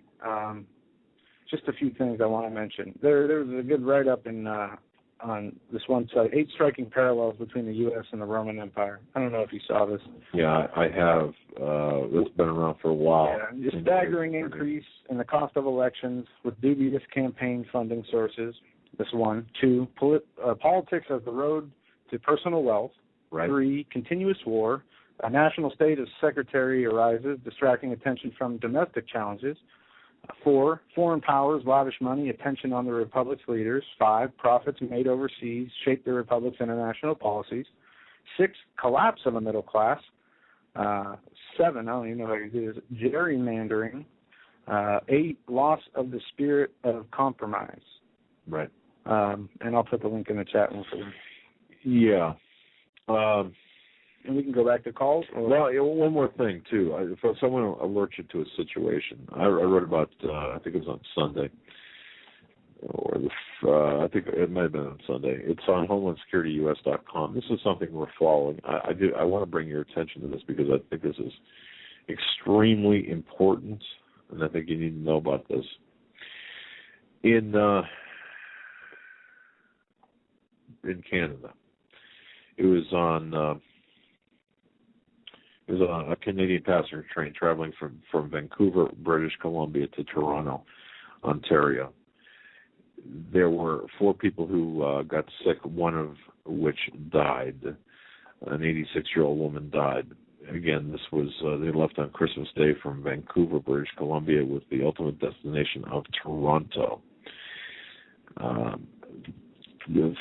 4 people were occupying 2 cars aboard this train. One 86-year-old woman died. 3 were sickened and hospitalized. We talked about this in our brief conversations this week. Yes, we did. It was about 5 o'clock in the morning on this past Saturday.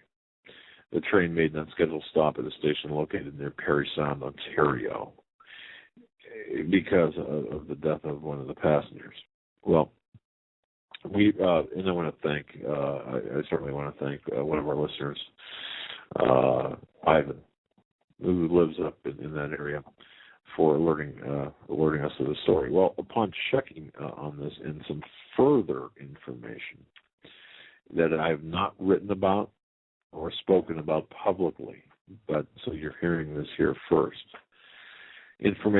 Credible information I have, substantiated, but I can't provide you with names or anything. You just have to take my word for it. There was a substance on this train that was left in the area of those two cars. Now, I'm not talking about like a bag of something. I'm talking about residue. It was either a chemical or a biological agent. I don't know which one, but it was one or the other, and it sickened the four people.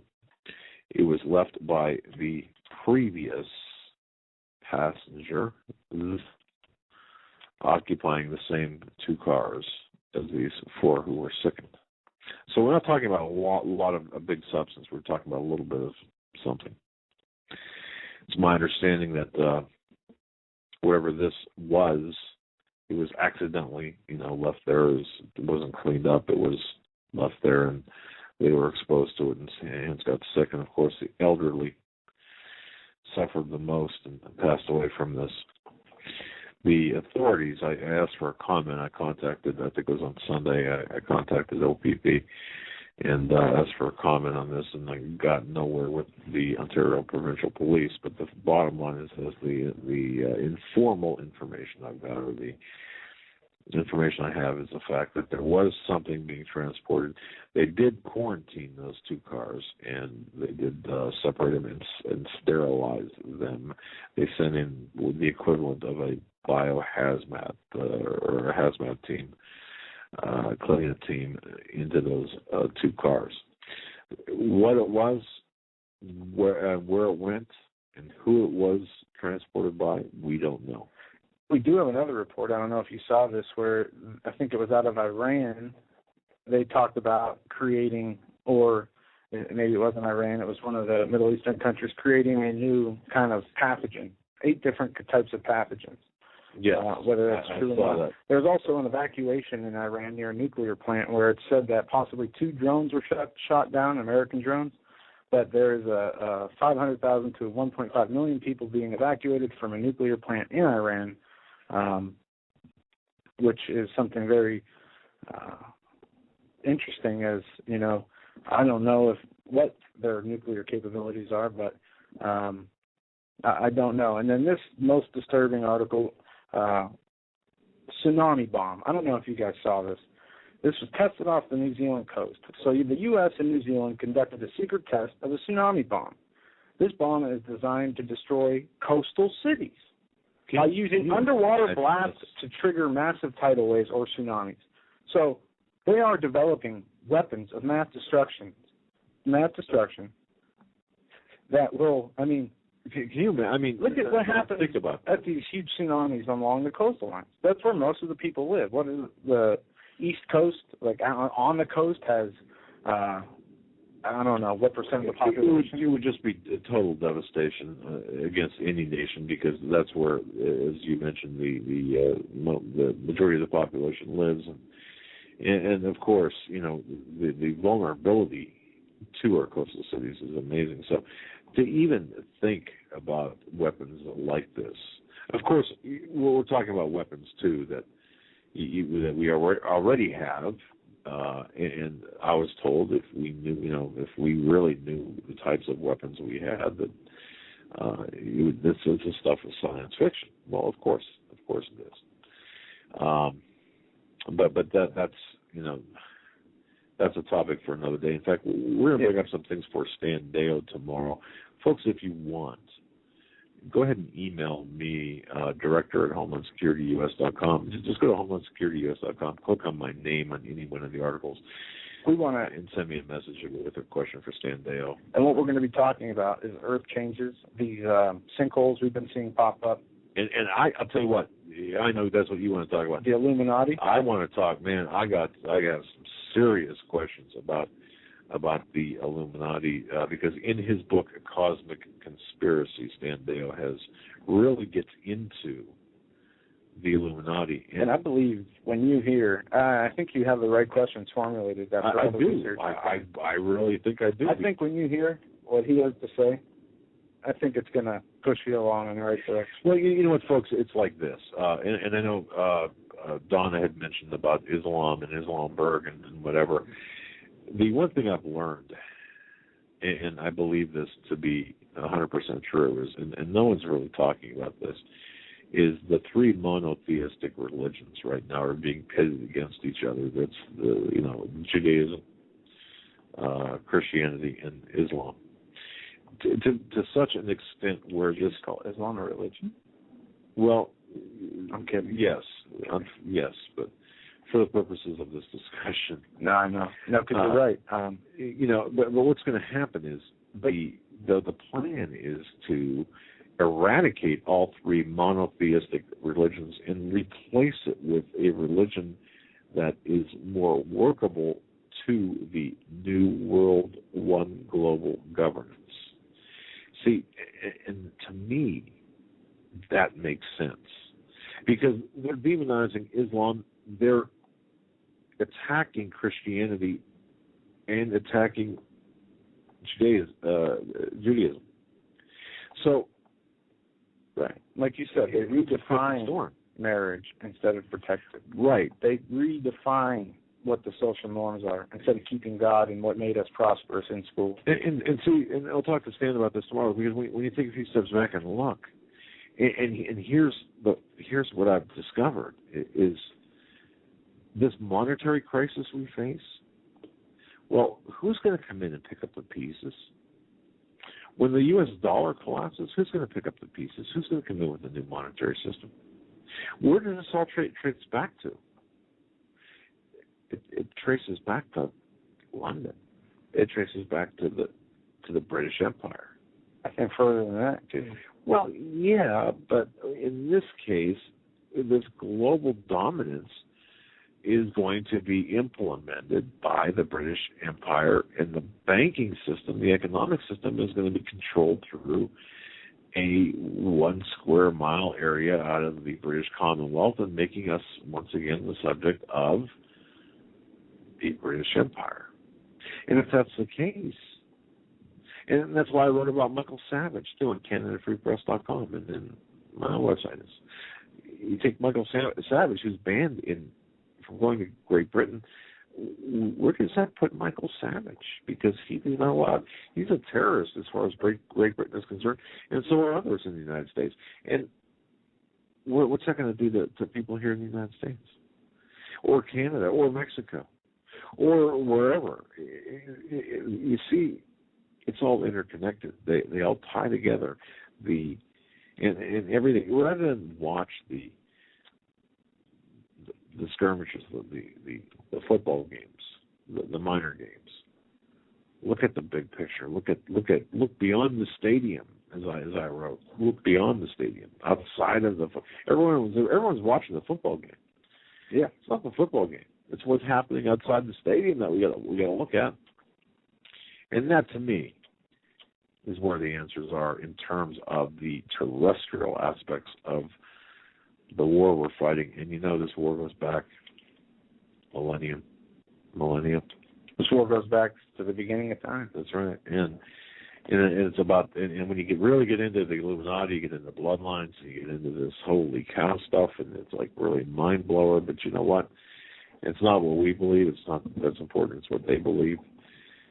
And if they believe they're the anointed ones, or that they, the Illuminati, or the people that control things, believe that they are the bloodline of Jesus who never died on the cross because he had children and offspring and whatever.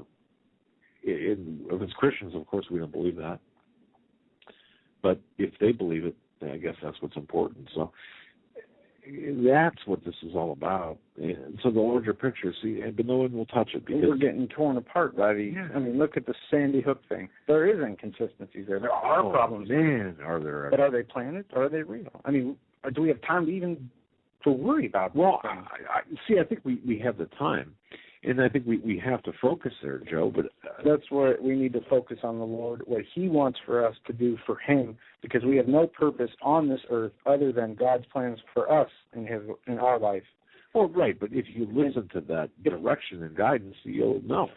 Exactly, because if we don't, we cannot enter heaven, alone. Just by being good people. We can be sinners. Well, of course, but. And enter heaven as long as we turn from our sin and turn to God. Jesus made a way for us to be forgiven, And if we find that way, we will be. And we need to stick to it and follow it. And that is really the only answer we ever have. Well, the only 100% answer we know is true. Well said. Well, folks, you've invested another 3 hours of your life. We want to thank you very much for doing so, for believing in us. And all those that didn't get a chance to call in today, we'll have open phone lines Friday for 2 hours, I guess, because we've been gone a while. We'll have a guest tomorrow, and then it'll be Friday already. So yes, and Stan Deo, it's going to be a wonderful time with him tomorrow. Be sure to tell others and tune in live and send your questions if you want to me, and I'll make sure Stan gets on ahead of time. God bless each and every one of you. We'll see you tomorrow at 8 p.m. live on video at Christians United Broadcasting Network, Homeland Security US, the number 1.tk, or you can just listen live and hear us, the whole show here. Thank each and every one of you for joining us on this fantastic first episode of the year. Couldn't have went better. Keith Hansen, a tremendous guest. If you joined us late, go back and listen to the archive because you're not going to want to miss the first hour and a half. Have a good night, everyone.